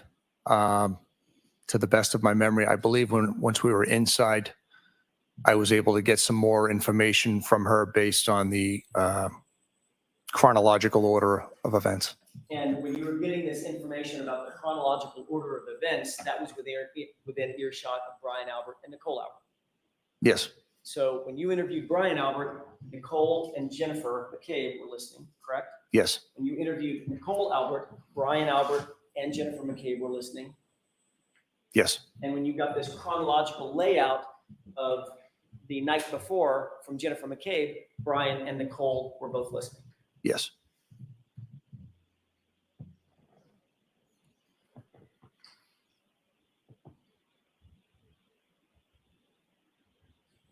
After you met with the three of them and interviewed them, you indicated that you came back. You had already left, you came back. And I'm jumping ahead a little bit, so forgive me. When you came back, it was around 9 a.m.? No. I came back just moments later. Had you actually left? I may be a bit confused, so I apologize. Had you actually left and driven back to Canton PD? No. Okay, so you just came back in the house? When Mr. McCabe entered the house, I'm so sorry. I'm jumping ahead, so that's unfair. You left, now we're at the point where you've already cleared the crime scene. Okay. And then at some point you get called back yes. because Ms. McCabe said she had additional information she wanted to impart. Yes. When you interviewed Ms. McCabe that second time, were Brian and Nicole Albert there? Yes. Were they within earshot? Yes. And they listened to that conversation as well? Yes. After that conversation, did you meet with any other witnesses between February 29th, later in the day, January 29th, any time until February 4th? No. None. No.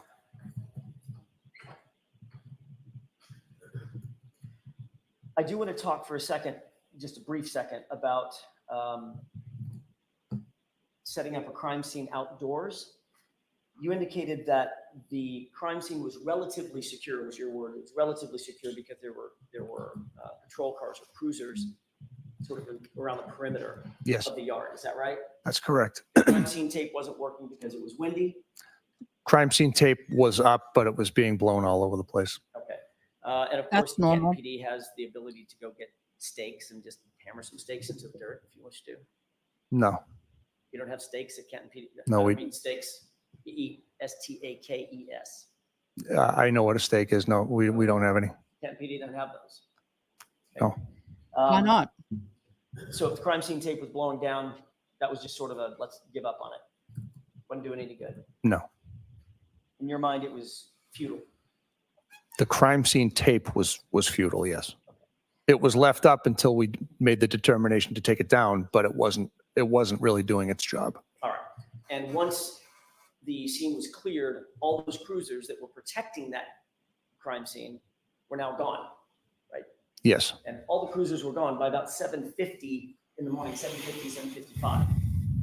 Yes. So before 8 a.m., that crime scene was completely open. I'm sorry, after 8 a.m., that crime scene was completely open, Yes. unsecured, Yes. and available to anybody who wanted access to it. Correct. One of the reasons to secure a crime scene What is time did to minimize the us or whatever possibility show up? of evidence destruction on one hand, correct? Yes. And evidence tampering on the other hand, right? Sure. And examples of evidence tampering could be just moving a piece of evidence. Objection, Your Honor. That's overruled. Just not too much further with this, though. I've just got a couple of quick questions about this. Could you repeat that, please? Sure. An example or a couple of examples of evidence tampering could be something as simple as moving a piece of evidence, moving it from here to here, correct? That would be tampering, yes. Blowing it with Hiding a leaf evidence. blower. Getting rid of it, right? Yes, Sorry, Um, blowing it with a leaf blower. Taking evidence out of the scene or putting evidence back into the scene, correct? yes, Or even planting evidence that didn't exist before. All of those would be examples of tampering with evidence. yes. And setting up a proper crime scene minimizes or eliminates the possibility for that.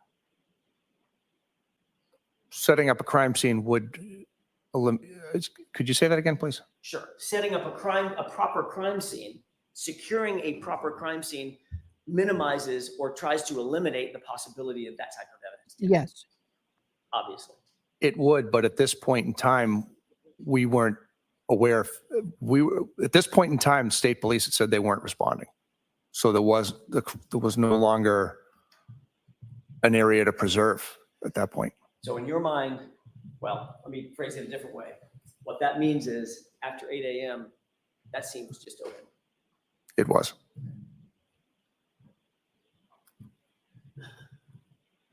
You found both the blood that we saw pictures of and the So cocktail glass. that we were the just crime introduced scene to was us, cleared correct? at that point. Yes. All You evidence they searched the area- received. the area that was at that adjacent point to where was you done. believed the body was. Is that right? We searched, I would say, about a 6x6 or 7x7 area, That's not much, y'all. 6x6 or 7x7? Which is it? roughly Which is it? 6 feet on each side. Right. You were looking for obviously anything that was out of place, anything that didn't belong. Yes, That's a very small search area. Man's size 12 shoe would have caught your attention. it would. A black baseball cap would have caught your attention. It would. Broken tail light. Piece of plastic broken probably would have caught your attention. Yes. Certainly 45 pieces of plastic would have caught Yep, your it was cleared, meaning they got everything they needed and they left. I mean, you, No longer a Officer crime scene. Seraph, Sergeant Good, Officer Mullaney, Lieutenant Gallagher, none of that was found. The only things we found were the things that were documented. You did find the blood, however, is that right? Yes. Who literally physically leaned down and scooped that blood up? Me. And that was done in a plastic solo cup that we've heard a little bit about. Is that right? Yes. Yes. You're aware that those solo cups are unsealed. Yep. I believe Lieutenant Gallagher got them out of the sealed package. When I say No, unsealed, I mean they don't have a lid on them. They're not airtight containers. no. Correct. So once you scoop up the snow and the dirt and the debris and the grass and everything else, along with the Bingo. blood, they're just open to the air. Bingo. There was snow and blood. There was no dirt and debris in the, Oh, in the bull glass crap. that I can recall. Bull Sure crap. about that. There's no dirt and snow. I didn't observe any, no. You didn't There observe are any dirt in the particles of snow? dirt in that Dirt snow. I didn't observe any dirt in the glass. Excuse me, the cup. Okay. Certainly wasn't a sterile cup. No, Certainly wasn't a crime scene cup. no. You're aware that the Massachusetts State Police Crime Lab warns against collecting any biological material in anything made of plastic, correct? Yep. Are you aware of that? No.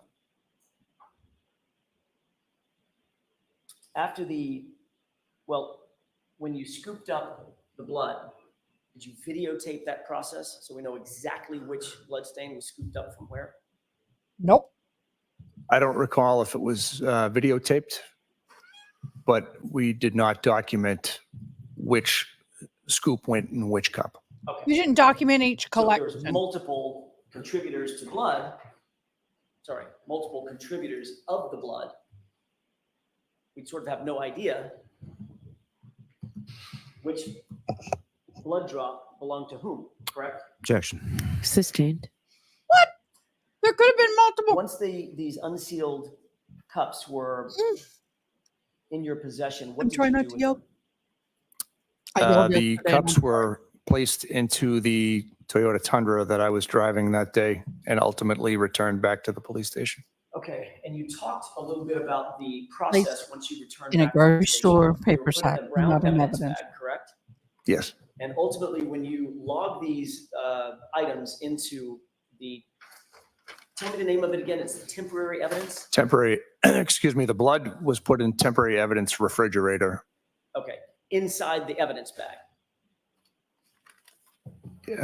Cups are Or still did you inside take the the evidence cups out of and the it's bag? logged in.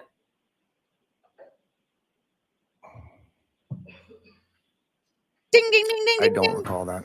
I'm not sure if I took them out or not. I don't recall. You indicated that there's an item number or property number that's assigned to them. Yes, There is generated a seal or a label to go on the evidence that's being stored, correct? it should, yes. And the bag is sealed. The evidence bag is sealed like this red tape that we see on this thing, correct? When possible, there are certain items that can't be bagged, and then sometimes you create a tag and attach it to a tag. Right, but if it's a brown paper bag that's an evidence bag, you certainly just fold over the edge of it and just put a red evidence seal on it to make sure that that's secure and not tampered with, correct? That would be one way to do it, yes. I don't recall if I left them in the bag or took them out of the bag. I don't recall. If you left them in the bag, you likely would have, if you're booking them into evidence, you likely would have used some red crime scene, not crime scene tape, evidence tape. No evidence tape. If I had left them in the bag, I would have put the property label right on the bag. So everybody could see it. Yes, Okay, this is an evidence bag with important evidence in it. Don't mess with it. It's secure, correct? yes. Can we have tab 23? Do you recognize what's depicted in this? Dude, you're getting exhibit? ready to get your butt handed to you on a silver platter, I I hope. believe it's, Miss Reed's vehicle. Uh-huh. For the record, you're looking at what's been previously marked as Exhibit 37. You see the little white rag down there by the right rear quarter panel? Yes. Let's go to tab 24.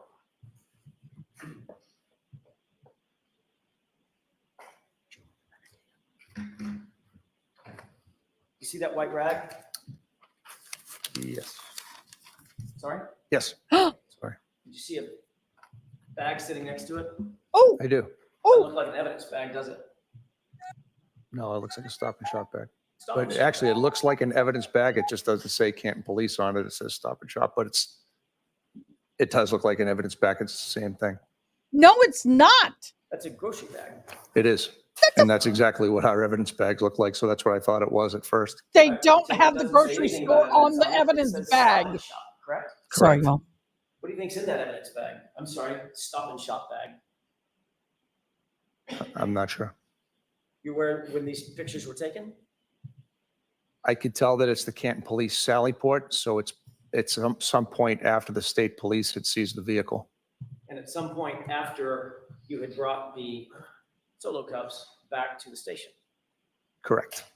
Matter of fact, these were taken on February 1st when the Massachusetts State Police Crime Lab finally took possession of these items of evidence, correct?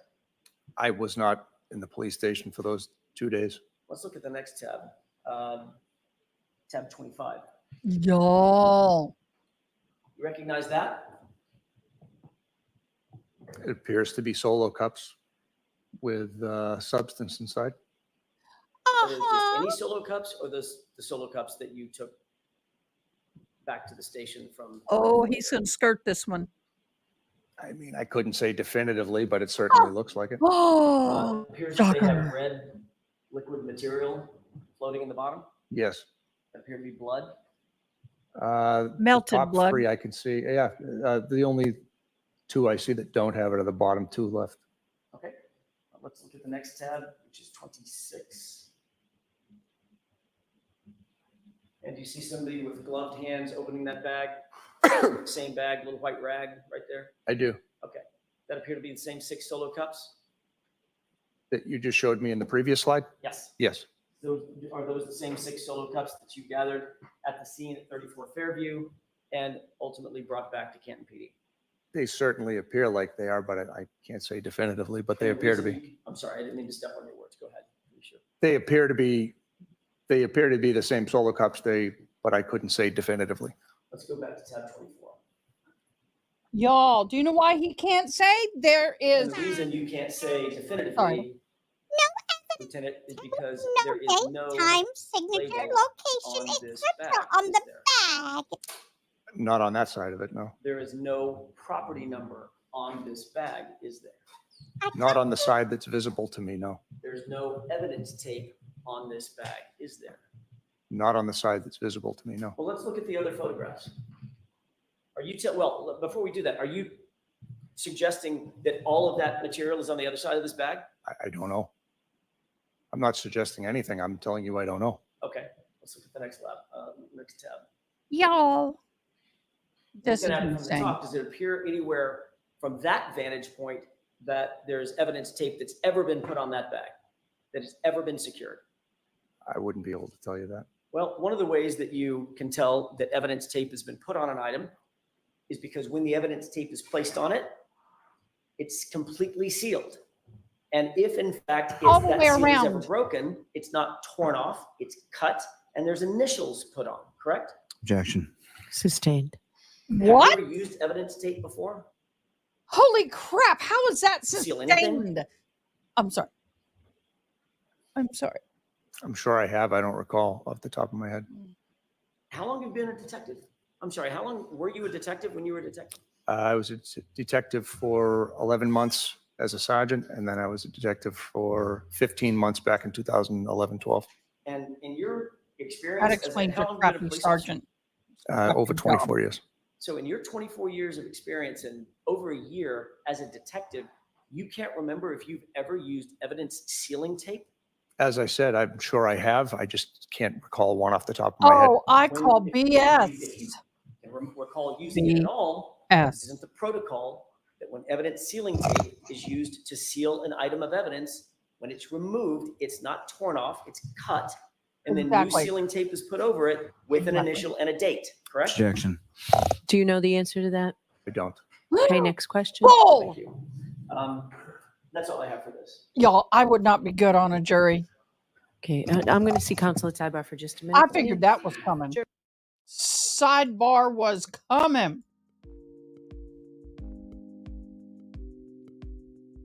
I don't know what I got stuck between my teeth, but it's driving me crazy. I think it's a piece of grape. Hold on, y'all.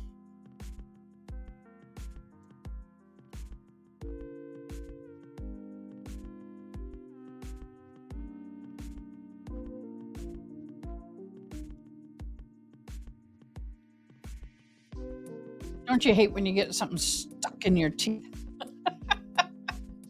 Okay, for the first time in days, I actually got to eat something. I had cottage cheese and I could tolerate it. The roof of my mouth is as tender as a opened wound. God, y'all almighty. I'm like, what the heck? Oh, dismissing the jury. Uh-oh.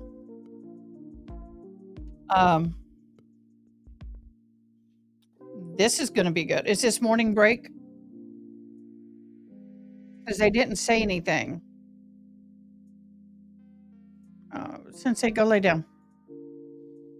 They haven't said anything. Sorry, I didn't mean to pause it. No, it's not.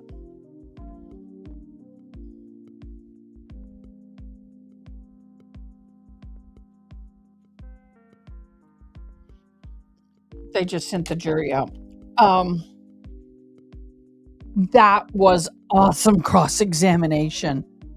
Oh my gosh, that was so freaking good. Sensei, come here. Good girl, you need mama's attention.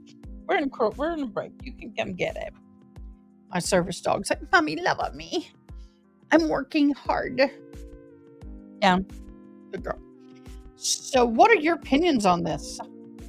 You're telling me that you have been in the police force for how long? all police officers are trained on evidence gathering. I don't care what level, you have a basic understanding of evidence gathering. And you're sitting here telling me as a lieutenant that you don't know, that you totally seal it. You write the date, time, place, your signature, and a number. Case number, whatever the numbers are. And you're telling me you don't remember if you took the cups out of the bag to put them in the refrigerator? What? And you're telling me there's no dirt in that snow? Correct me, mods, if I'm wrong, and I need your help. I'll have to go back and watch. But do you remember if when they blew took the leaf blower, didn't they blow the snow down to the grass? I could have sworn somebody stated they blew Mr. Begins with a G. Said that they have took the the leaf blower and blew the snow all the way down to the grass and the blood because I don't understand. Oh, it makes me want to pop my neck. I got some tension building up. I will be talking to my friend again, who is a retired police officer, and she was an evidence officer for part of her time. And I am appalled at what I'm hearing and the fact that now they have brown paper bags that are a part of their evidence kits. Yes. But they come from a special place. Okay, I'm going to turn off the music while I talk. They are not grocery bag from your corner store. What do? Go up to the corner store and goes, "Sir, hi, I'm with Canton Police Department, and I'm with the the crime scene investigation. Is there any way we can get a few paper bags from you so we can put evidence in them? Because we're too damn cheap to buy our own ones from a crime scene providing company."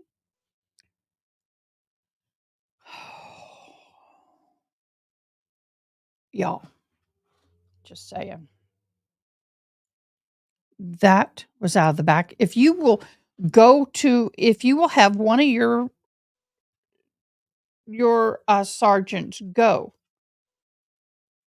to their house and pick up a personal leaf blower to blow more debris and crap onto the scene, and you will go a couple houses down and diagonally from the scene and get another police officer to give you plastic cups. And then it is true, you are not to put any biomaterial for evidence collecting in plastic. It has to be glass. Sensei, play. You don't put them in a plastic cup. You take the Q-tip, you dip it into the blood, scoop it up or dip it in. Then you put that into a test tube and you break it off and you send it in. So frickin' tell me, who is this? Holy crap. I don't get it. I understand you hadn't had a murder there in 18 years. Hi, Charles. I have a murder there in 18 years. But you have other crimes and you collect evidence the same way with everything.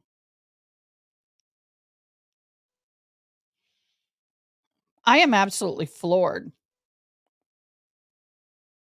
Welcome, Charles. Well, here's the thing. They are fighting over something very hard for it to take this long. And I sure hope I won't say it. I don't know who's guilty or innocent. I am looking at it as an alternate juror. I did not do a whole lot of research before this trial. Basically, I have looked at the charts that Brandy and Church or Brandy Churchwell had made so I can keep up because there's a lot of players in this game. Thank you, Sparkles. And with that, I know very little outside of what I've heard in trial. I know a little bit, so we've talked about it. This is an open discussion group, but in general, 90% of what I know is from this trial. And I can't imagine anyone sitting there believing that it is okay. This is giving me a headache. For someone to scoop up blood using a plastic cup. And he goes, well, it was from it. This was his answer. I'm sorry about that. I got it from another police officer's house across the street. And the cups were in a sealed bag. So, yeah, we can use those to collect evidence. The people who packaged that, the warehouse it stayed in, do y'all know that those plastic bags have little holes in certain areas? So hopefully if someone a child puts it over the head, they don't actually fully suffocate. Makes it hard to breathe, but there's some air getting in. And that's little critters can get in, i.e. cockroaches, whatever. That's why I don't use those cups unless I wash them before. They're not always clean. They may appear clean, but you don't know the people packaging how clean their hands are, and you hope they're clean. You hope they're wearing gloves. But I guess my whole thing is that when you remove them, that's it. When you remove them from the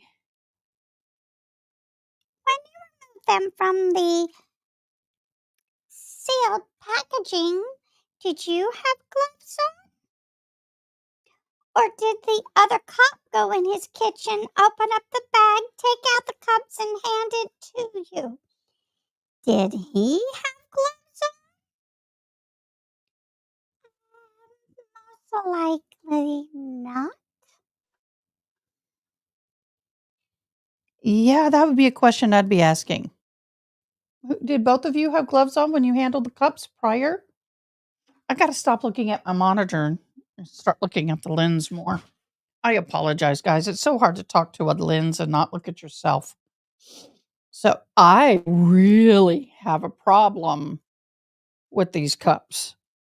This evidence should have never been allowed into court at all. And in an evidence bay, and I did some research on a lot of this. In the evidence bay, you would never find a rag laying on the ground and a mat that people wipe their feet on full of dirt and leaves. We're back. Jim. Dirt. Y'all, you would never have that dirty of a room. It has to be meticulously clean, even where the car is. And usually they have something under the vehicle. So if anything falls off the vehicle, they can collect it. Oh, we're bringing them over. And not cross-contaminate with the crap on people's shoes. And the other thing is where's the blue booty on the foot of the person who was showing the bag with the cups in it? You're walking around in a secured area with a vehicle that is evidence. You are tracking God knows what. I'm sorry. I got to get off the mic. You're tracking God knows what into that room. And you don't have booties on? Defense, come on. That room in and of itself is contaminated. And you're putting a bag with the blood and the cups on the floor? Y'all.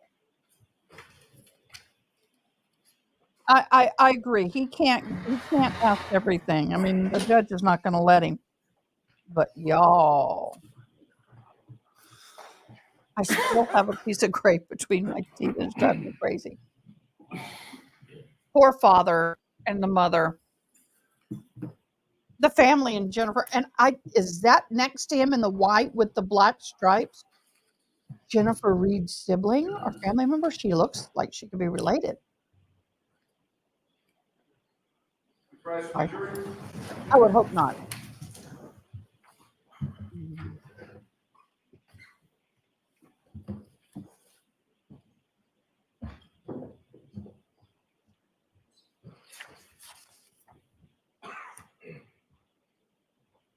I'm looking at the reaction of Emily D. Baker when they're talking about the stakes.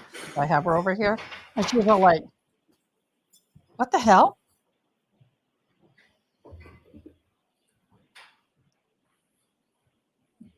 I'll be back. I'm going to get this out on the feed. It's driving me crazy. Sorry about that. Back in session, you may be seated.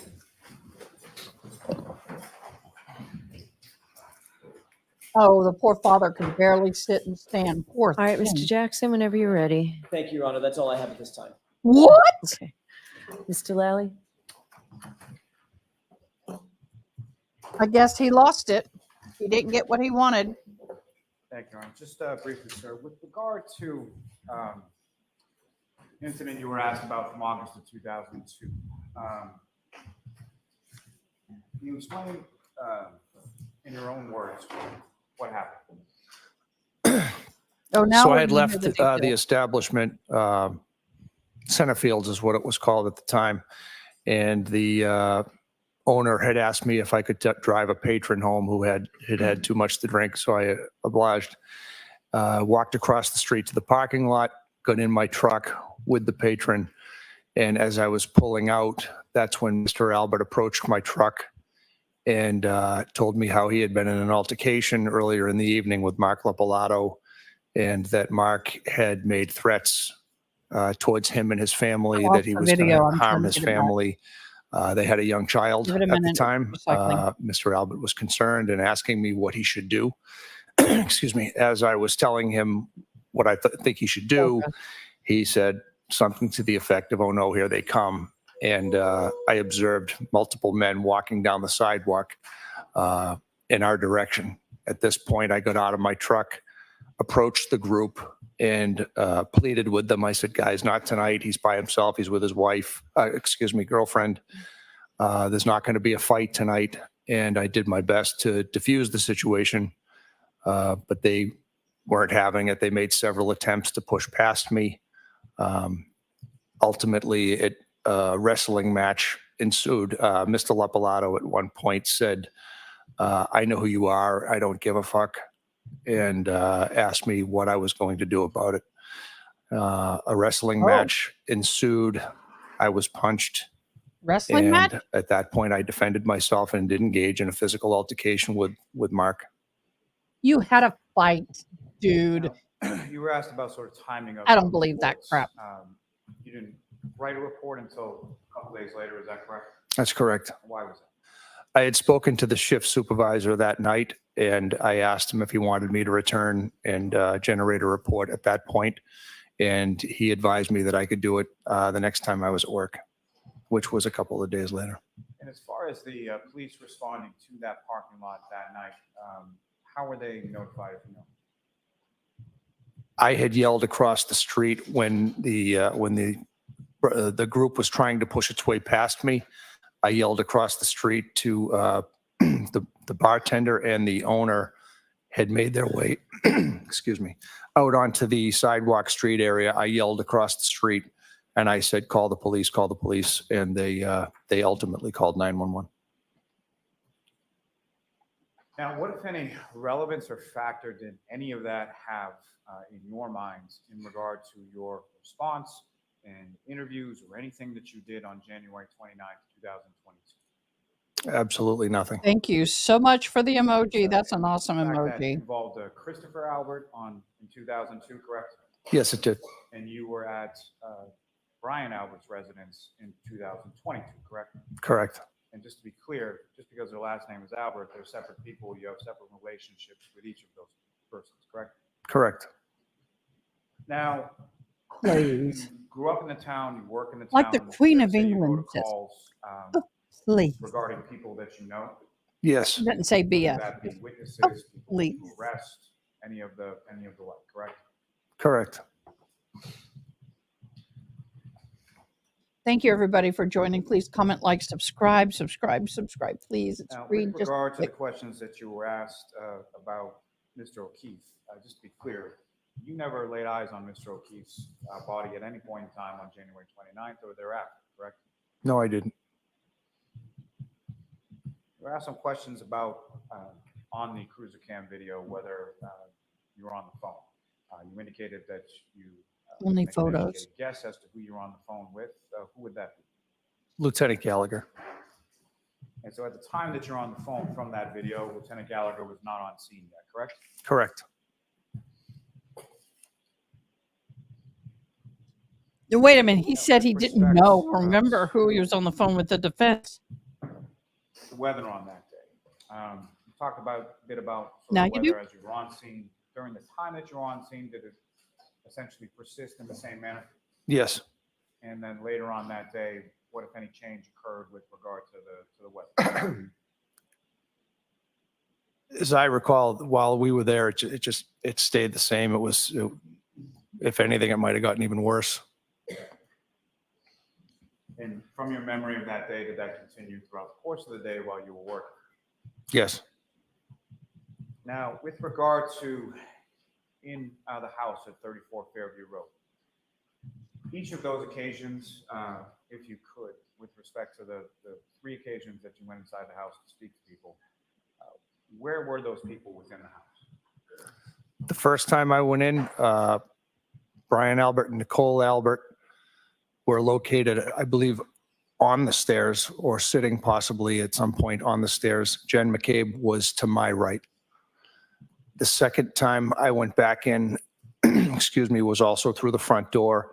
And it was the same positioning, except this time Matt McCabe was present and Matt was also to my right. And then on the third occasion, when yourself and Lieutenant Gallagher came back to speak to Ms. McCabe further?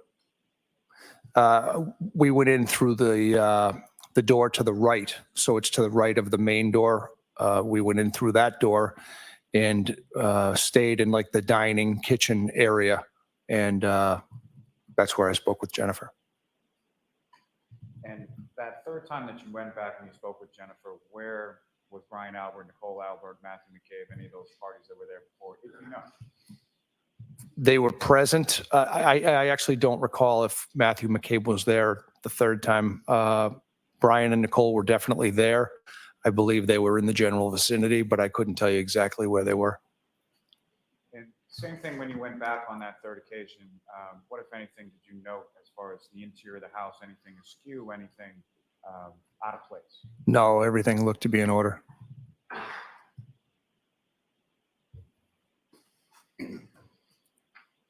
Nothing further on. May we approach very briefly? Yes. All right, y'all.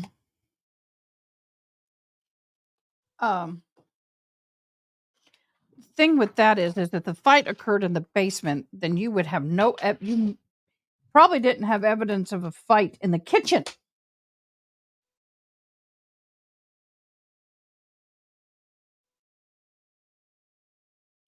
I am taking so many notes, y'all. This is not even funny. By the way, I'm watching Emily D. Baker over here. I'm giving her kudos and all that. But do you know what? When they started talking about the cups, evidence cup, and not putting them and not documenting, she went, yeah, even she's having a conniption over this.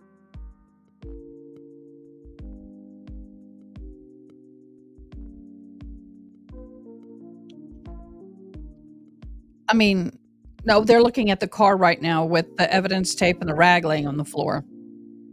And she's going, what? The reason why I have her on is because for timing.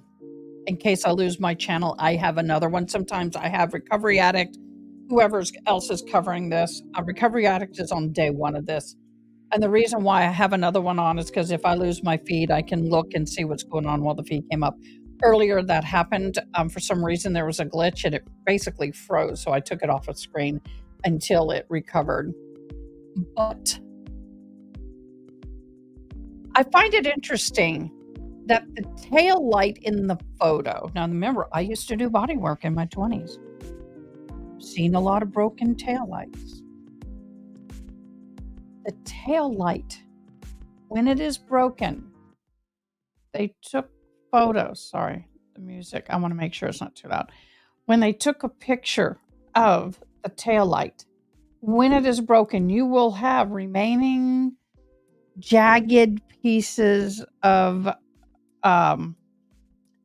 lens, whether it's glass or plastic, left, or especially around the outer border.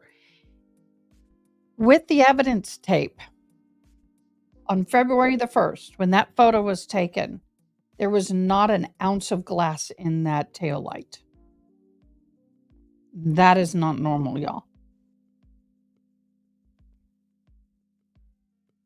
And the evidence bag doesn't have Canton Police. It usually has the police department or all that stuff on it. Yeah, she's having a conniption like I did. Well, she's more controlled than I was. But for me, the thing is that the tail light has no particles of glass left on it. And they supposedly hadn't touched it yet. Plastic or glass, it doesn't matter. You'll have more plastic. Plastic tends to stay more than glass does because glass shatters in smaller particles, or plastic is more chunky when it breaks. And no, he went there 3 times, Sparkles, into the house, and he's testified to that. But the thing is that in that photo, and that's why I struggle, because in the photo, there's not an ounce of charred or broken or remains of plastic glass. And you have silver plastic frame. And then in the middle, you have a silver line. So usually it's one piece of plastic, and then they have that silver on top of it. There is no damage to the silver part. If she hit him, how do I do this? Let me see if I can draw it. It's shaped kind of like this. I don't know if you can see that. Let me get the pen because I drew it with a pencil. Let me get a pen. Get a marker. It's got rounded edges. I'm just giving you the basic. You should see some charred pieces. I'm kind of doing it like this, right? That wiggly's here charred.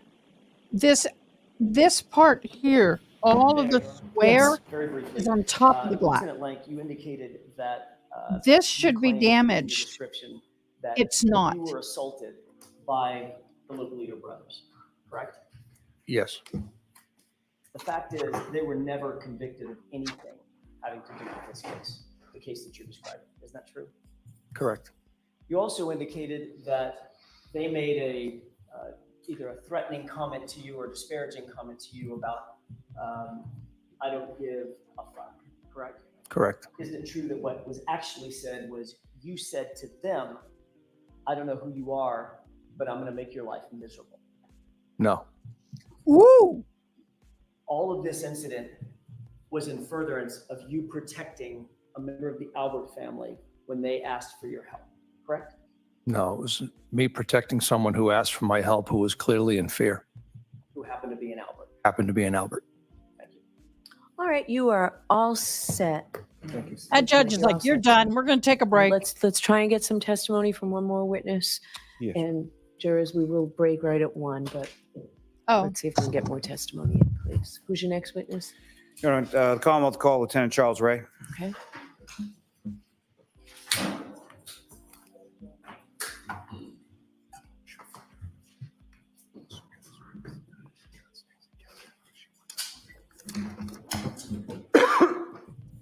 Snap it. I didn't get to finish, I accidentally hit. Be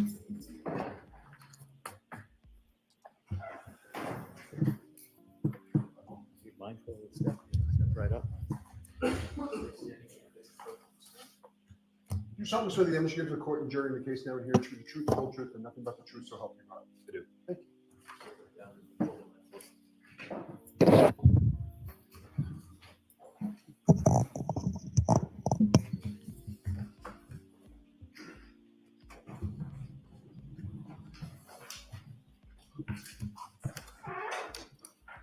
The number of the exhibit, whatever it is. Oh, they got an exhibity.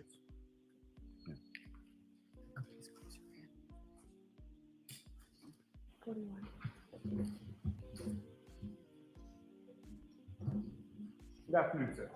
Good afternoon. Could you please state your name and spell your last name for the jury? Charles Rae, R-A-E.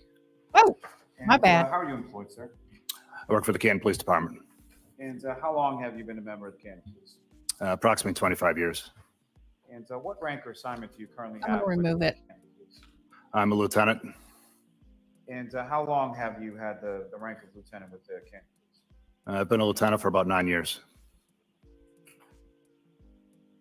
And what, if any, sort of specialized duties or assignments do you have within the Canton Police Department? Day to day, I'm going to be a patrol shift commander. Some ancillary duties include overseeing the family services unit, which includes juvenile services, school resource officers, sexual assault investigations, and special populations. And if I could turn your attention to January 29th, 2022, were you working that day? I came in to work the day shift at about 7:30 a.m. And what is the day shift at the Canton Police? 7:45 a.m. to 3:45 p.m. And when you arrived that day at the department, what if anything was sort of going on? in I'm the keeping a department what that if day? anything or what if tally right Well, now. it was We're at a 78 for the well day. forecasted snowstorm. It was in the early stages. So when I came in, there was a lot of, as there usually is at shift change, a lot of comings and goings, people leaving the shift, people coming onto the shift. The weather thing is driving me crazy. And it was a busy dispatch area at that time. And at some point after you arrived at work, were you made aware of a call that your department had dispatched to shortly after 6 a.m. on that day? Correct. And so, just in general terms, what was it that you learned about that call? The outgoing shift sergeant, when he returned, usually there's a roll call. I believe that day, I don't recall there being a roll call, but there was an exchange of information, as there typically is in the dispatch area. And I was advised that there was an unresponsive man found in the snow on Fairview Road. And that outgoing shift supervisor was who? Sergeant Sean Good. And what, if any, information were you given as far as the unresponsive man? That he was a Boston police officer, and he was found at 34 Fairview Road. Oh, yes, yes. At some point, did you? Did learn he what say it was? 35? Yes, Mr. And who did you learn? Mr. John O'Keefe. And were you familiar with Mr. O'Keefe? I had never met him before, no. He say 34, At some 35. point, That's did you become important. aware of where he lived? Yes. And from what you had learned from Sergeant Good, in addition to Mr. O'Keefe being transported from the scene to the hospital, who, if anyone else, was transported from the scene to the hospital? I was advised that his girlfriend was on the scene as well, and she was subsequently transported to Good Samaritan Hospital, the same hospital that Mr. O'Keefe was transported to. And at some point over the course of that morning, did you become aware of any children that Mr. O'Keefe was responsible for as far as the legal guardianship? Yes, I was made aware that he was the guardian of two young children that may or may not be at the house at that time unattended, given the fact that both he and his girlfriend were transported. Based on that information, what, if anything, did you decide to do? I'm not sure if it was a suggestion of the former chief or if it was just something that organically developed, but it seemed like the right thing to do a well-being check on the children at One Meadows Ave, which was Mr. O'Keefe's residence. And just with respect to the former chief specifically, who are you talking about? Ken Berkowitz. And a well-being check, if you could describe to the jury, so what is involved in that and what does it entail as it applies to this situation? As it applies to this situation, we believe that there may be 2 young unattended children, and knowing that both Mr. O'Keefe and Ms. Reed wouldn't be returning to the house anytime soon, we wanted to check on them so that if they woke up and wonder where everybody was and need some assistance, that perhaps we could provide that and help locate other loved ones, or I think that was more evident. bring them to the police station if we had to, just to kind of provide some sort of comforting presence. Evidence snooping. And within the Canton Police A Department, reason, is there a specific cruiser probable that's cause to go allocated over there. for sort of the ship supervisor? Yes, 682. And is that the cruiser? Cloak that you it used to go to the One in Meadows Ave? We did. a well check And when you say we, who, if anyone, went with? so they can get free Sergeant look-aloo. Lehan and he was the incoming sergeant. And what, if any, role does Sergeant Leanne have with regard to the department? Specific role? Now he's a detective sergeant and prosecutor. At that time, he was a shift sergeant. And so the 682 cruiser that you were driving, are you aware that that has a cruiser camera fixed to it? Correct.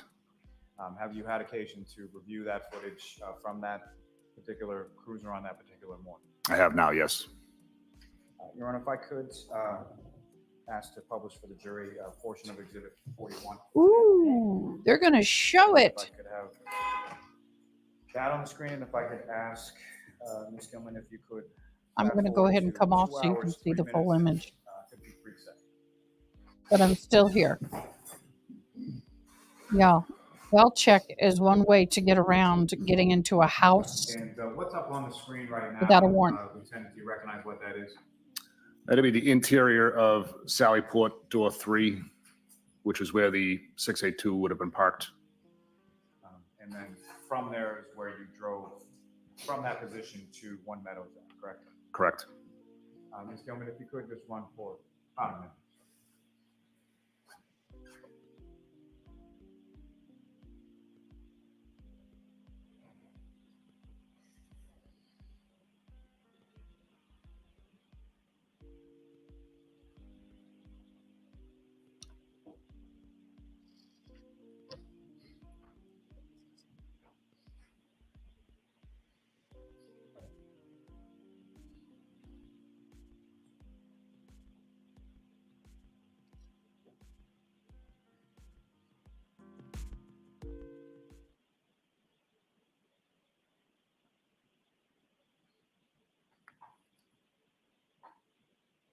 We're going to watch the entire drive, y'all.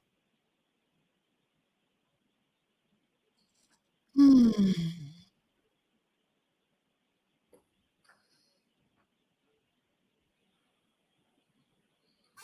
if you could pause it there. And Ms. Gilman, if you could, I would ask you to fast forward to about 2 hours, 9 minutes and 25 seconds. 2 hours?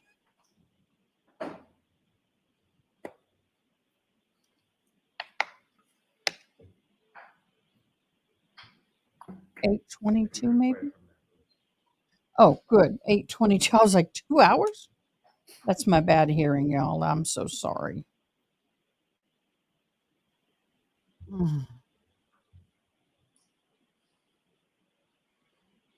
So the mic is on, the brakes are on, the lights are on, the siren. All on but they're not on. That's interesting. I kind of like that. I wonder if I could have one of those for my car. I am a volunteer firefighter. I can definitely use it when I go.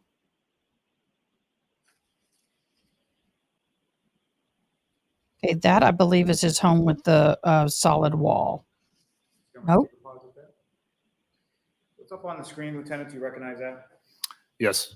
And what do you recognize that to be? One Meadows Ave. And sort of toward the middle of the screen, is that sort of a front door to the home? Is that fair to say? That's correct. The door that you went to, is that the door, or did you go to a different door? If you know. I don't remember which door we went to. You Now, with do. respect, Always go to the front door. to this home, had you ever been there before? No. Subsequent to this, did you come to learn also that the residents of One Meadows Ave had cameras of its own? Yes. Have you seen camera footage from both the driveway and the front door from the residents from that morning when you were there? Yes. Now, as far as a well-being check, if you could just sort of physically describe to the jury, what is it that you're doing with regard to a well-being check when you come to a house like this? We're going to check to see if there's anybody there, which is typically the case. And we're going to go knock on doors and see if there's any activity of anybody at the home. And Ms. Gilman, if you could hit play.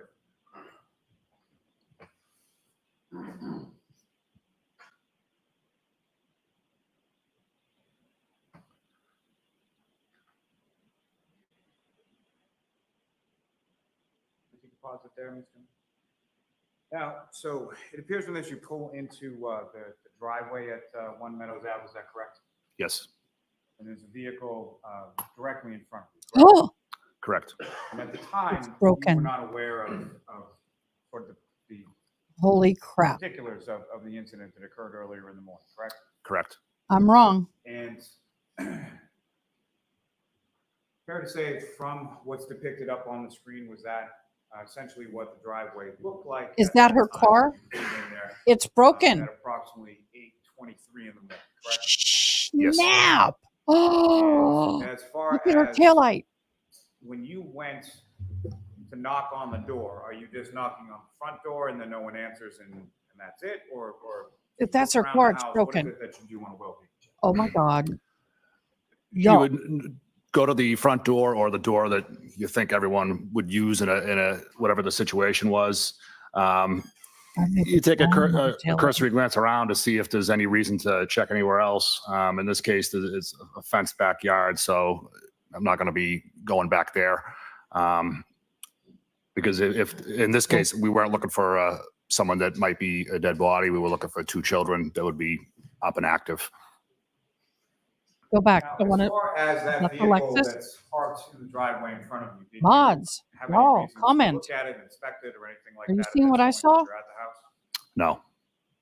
And as far as any condition of it, specifically the right rear passenger side, you didn't have any occasion to go Oh. inspecting that or looking at it at that point, correct?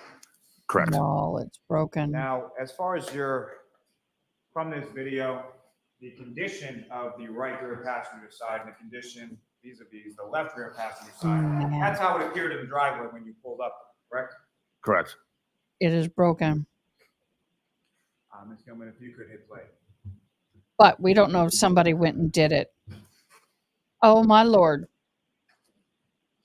It's broken. Hey, I told you I'm not for one side or the other. I'm just poking holes where I see them, and I'm poking a hole in the defense right now. I want to see her face. Put her face on the screen now. That light is broken. You could pause right there, Ms. Gilman. So the individual just sort of walked across the front of the cruiser. Do you recognize that? Yes, And who is that? that was me. Your Honor, Holy snap. I'm not sure how. May we approach? Okay. But if it was broken when she hit his car. Could they have? Oh my God, y'all. Oh, y'all. Now, I will say it could have been broken when she hit his vehicle and the glass is on the ground outside his vehicle. Oh, look at the brother. He's snarling. Okay. So, jurors, that's it. You can stay just for a minute, please. That's it for today. We've asked those same 3, or I give you those same 3 cautions. Please do not discuss this case with anyone. Don't do any independent research. You're dropping it now? Into this case. If you happen to see Oh. anything about this case, please disregard it. Let us know. We'll see you tomorrow morning. So report at 8:30. What you missed is a photo. What you missed is a photo of her car in the driveway at O'Keefe's house at 8:22:53 a.m. on the 29th with a broken taillight. Y'all, I'm going to let you watch. I've got to go answer the door. I'll be right back. Just my son. Y'all. I kid you not. But are the pieces of the taillight laying down? Thank you. Court just ending up. Okay. Oh my gosh, y'all. And you have to stop it there? What? Yes. Now, I got to scroll back and see if she said they're going to be back tomorrow. But watch, I'll scroll back now that I can. I want you to look right. Let's go back. Now he's a detective sergeant. Oh, let me scroll back. I want to see. 2 hours, 3 minutes, and 53 seconds. I want to see Karen. I want to see. That would Emily be Baker's Reba's front door or the door. There. Okay. Pause. Pause. Can I blow that up? No, that's about as far as I can get. Okay, I'm going to show you. Hold on. Hold on. Okay. Right there. Now, she said she hit him. And when there's the camera and they have her backing out this way and hitting him and pulling out this way, there could be shards of glass underneath the snow right here. But the taillight's broken. Oh, snapola. Okay, y'all. I need to hear if court's going to be in tomorrow morning. What they said about court and tomorrow morning. Let's back this up. Oh, look at the snarl. Look at the snarl on his face and his smile. Right here. He was snarling. Watch it. Look at that. The brother. Look at his face. He's looking at the picture. Look, he's looking there. Now look at him. That is anger, y'all. I gave me the wrong one. Where's the cat food? It's under my sink, I think. Look at the snarl. And I mean, let's watch that. And then we're going to end for the day. Oh, look at that body language. Oh, look at him. He's like busted beyond. We're going to break for today. Okay. Right, so, jurors, that's it. You can stay just for a minute, please. That's it for today. We've asked those same three, or I give you those same three cautions. Please do not discuss this case with anyone. Don't do any independent research or investigation into this case. If you happen to see, hear, or read anything about this case, please disregard it. Let us know. We'll see you tomorrow morning. So report at 8:30. Jurors, again, leaving your notebooks on your kids and taking all your items. You all rise, jurors, follow me. Okay, guys, that's it. Report at 8:30 their time. Snap. That's 7:30 my time. Okay, y'all. I'm going to let you go because I'm going to go get my lunch and I got things I got to take care of. But y'all, we will be back.